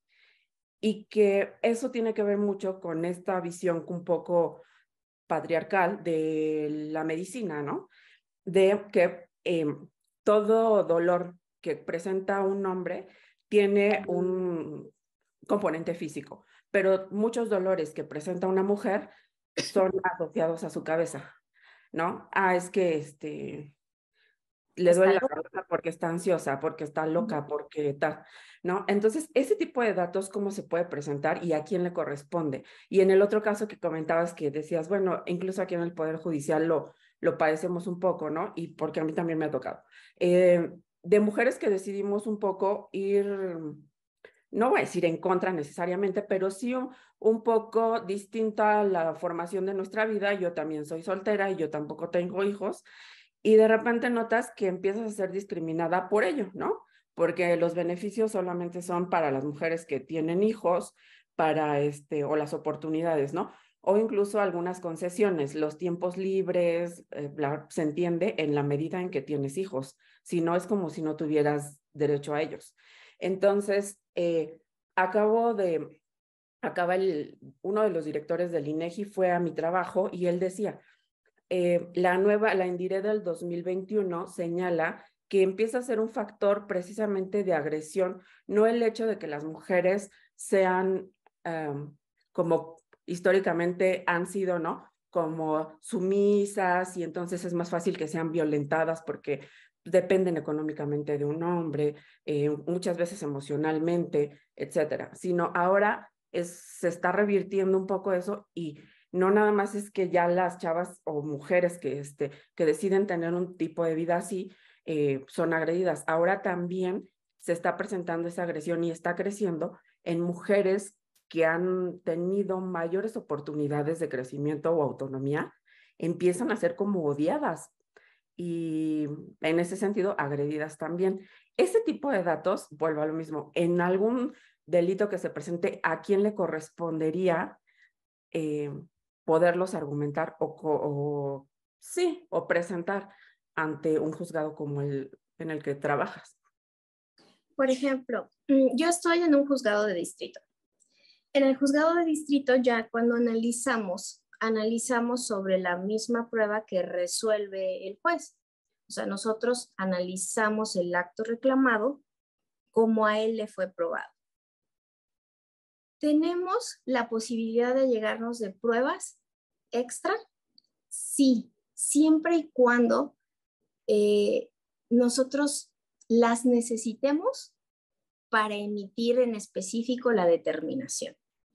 Pero por regla general, las pruebas, o sea, el acto reclamado se analiza como fue probado ante el juez, porque si no, si yo me allego de más pruebas, pues evidentemente el acto reclamado pues siempre va a ser ilegal, ¿no? Entonces, por ejemplo, aquí creo que hay un poquito la confusión de si estamos en materia penal en el proceso, de a quién le correspondería llegarlo, así estamos ya en juzgado de distrito. Si nosotros estamos en un juzgado de distrito y vemos que la defensa o que el juez, quien tiene la potestad de hacerlo, el juez de proceso tiene la potestad de allegarse de pruebas cuando está frente a cuestiones de vulnerabilidad o de grupos vulnerables y no lo hace, nosotros en el amparo se concede de forma. ¿Esto qué significa? Que nosotros lo concedemos para el efecto de que él recabe ciertas pruebas. Eso sí se puede hacer. Ahora, cuando son temas como administrativos o temas, por ejemplo, civiles, ¿no? En este asunto de la niña que les platiqué, yo entrevisté a la niña. Entonces, esa entrevista pues queda grabada, es parte del juicio, es considerada una prueba. Y esa entrevista tal vez a mí fue donde me hizo ver o donde yo me pude enterar que la niña estaba embarazada, donde yo pude ver que la niña estaba ansiosa por salir de ahí. De hecho, recuerdo perfecto que ese asunto cayó en guardia en el juzgado de otro compañero y yo ya tenía una demanda igual a eso, o sea, entraron como desfasadas cuando presentan dos. Y ese amigo compañero, cuando fue a notificar a la niña, el actuario le dijo que ya no podía esperar más y que si esperaba más de un día, pues no sabía lo que iba a pasar, ¿no? O sea, una niña de 13 años embarazada. Entonces ahí te das cuenta que la niña algo tiene, ¿no? Entonces el juzgador que hizo, pues también la entrevistó y le dijo, a ver, ¿a qué te refieres con que no puedes esperar más? Sí, es que yo no sé lo que vaya a hacer. O sea, la niña se refería a me voy a matar, ¿no? Entonces, el juzgador que hizo le dijo, mira, dame un día para yo pueda leer el asunto y todo, y voy a volver a platicar contigo. Y cuando platique contigo, te voy a dar una fecha exacta o te voy a decir realmente qué voy a hacer. Entonces, esto, ¿qué significa? Si nosotros como jueces podemos allegarnos de pruebas, podemos ver cuando hay ese tipo de vulnerabilidades y hacer algo. Tal vez si por el tipo de proceso no pudieras tú allegar pruebas, sí puedes ordenar que se haga o sí puedes, de las que existen, tratar de ver esa desigualdad y sobre de ella emitir una determinación de algo que se tuviera que hacer para entonces tú poder entender o poder visibilizar eso que realmente está pasando. Entonces, pues es así, va a atender a cada juicio, si es, o sea, dependiendo la materia, dependiendo en qué instancia estás, pero esto sería como muy general, porque ya tendríamos que atender como que a la norma específica que lo rige. Pero si tú me preguntas acá, pues bueno, en materia de amparo pudiera ser así, yo puedo conceder un amparo para forma, para que sea la autoridad la que se llegue de pruebas, pero también yo lo he hecho en forma directa cuando se me permite hacerlo, ¿no? Por el tipo de asunto, tal vez en una materia administrativa. Entonces sí puedo llegarme de esas pruebas, en ciertos casos son muy específicos, muy extraordinarios, pero nosotros sí logramos ver eso, ¿no? Por ejemplo, el asunto que les platiqué de la migrante, nos mandan nada más el juicio que se lleva ante la juez, ahí nos damos cuenta de que hay un segundo juicio que presentó la mamá, lo pedimos también, pero seguimos sobre esa misma línea de pruebas, ¿no? Finalmente la juez los tuvo los dos. Entonces, ¿qué es la otra cosa que me allegué? Las constancias que tuvo el Ministerio Público, que finalmente fueron el detonante para que la juez tomara en consideración para emitir la medida cautelar. Entonces, fuera de eso, bien o mal, las pruebas las tuvo a la vista la juez. Entonces, pudimos como que traerlas al juicio, ¿no? Entonces sí tiene que atender ahí como cada caso específico, si lo puede hacer un juzgador, lo puede hacer el de instancia sobre todo, entonces sí es posible. Mónica Vázquez, que tiene problemas con el internet, escribió que enhorabuena a la jueza que está desarrollando maravillosamente el tema, y luego que se trata de juzgar con imparcialidad y claridad. Muy bien. Pues, jueza Marta Magaña, muchísimas gracias por su tiempo, por su conocimiento. Ella es una de las mujeres que están abriendo camino para otras mujeres, que están rompiendo los techos de cristal para que cuando la mayoría de ustedes salgan del estudio de Derecho, puedan llegar a estos puestos, puedan seguir haciendo sororidad, puedan tener redes de apoyo, puedan saber que se puede, y ahí está el ejemplo de Marta Magaña, que de verdad es una extraordinaria jurista. Ya escucharon que es una excelente jueza también, y de verdad su calidad como ser humano, como persona, como mujer, es todavía mayor, es infinita. Así que gracias por ser un motor de lucha, jueza, por estar haciendo que pasen las cosas, y por seguir abriendo este camino para muchas mujeres que la están escuchando hoy y que la van a escuchar en otros momentos. Así que, de verdad, gracias. Gracias también a todas y a todos ustedes por su paciencia, por estar aquí un viernes en la noche, y se los aprecio muchísimo, de verdad. Muchas gracias, jueza.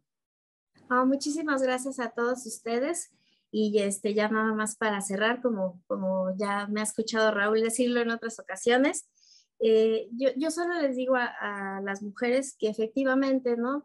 Quien está delante de nosotros, y si ustedes me consideran que yo estoy delante de ustedes, creo que nuestro deber es mirar atrás y tomar de la mano a esas mujeres que vienen y que intentan escalar y que intentan abrir esas brechas y romper esas barreras. Y esta lucha, sí es cierto, es una lucha de mujeres, pero no contra el género. Entonces, ¿esto qué significa? Que pues nosotros hacemos alianzas y tal vez necesitemos de esa red, en nuestras redes de apoyo que llamamos nosotros, necesitemos lo podemos hacer solas, yo lo he dicho siempre, sí, pero también si ustedes como varones y como hombres pueden darle la mano a una mujer, pues podríamos juntos hacer ese cambio. Y el cambio es construir una nueva ideología. Eso es lo que necesitamos, construir una nueva idea, vernos a ambos igual, que ambos tengamos los mismos derechos, los mismos beneficios, y que tal vez esa sensibilidad que a lo mejor la mujer tiene más desarrollada, la pueda combinar con otras cualidades que tiene el hombre, ¿no? Evidentemente somos distintos físicamente, pero podemos tener muchas cuestiones que se complementan y que podemos hacer grandes cosas juntos.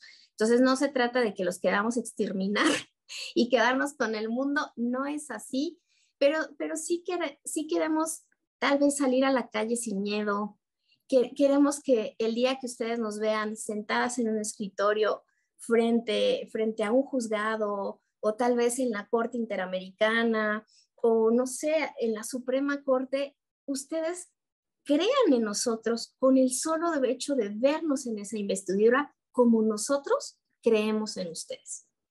Entonces, pues, de mi parte sería todo. Yo siempre estoy a la orden cuando ustedes gusten, y síganme en Twitter. Muchas gracias, Raúl, por la invitación. Un abrazo, y chicos, esa también es mi escuela. Muchísimas gracias, jueza. Y esta es su casa también, por supuesto. Gracias. Bueno, pasen muy bonita noche, reflexionen todo esto que hemos estudiado, y nos vemos el próximo jueves en horario, en día normal, ¿vale? Gracias. Muchas gracias. Gracias a todos. Gracias. Gracias. Gracias. Buenas noches. Gracias, buenas noches.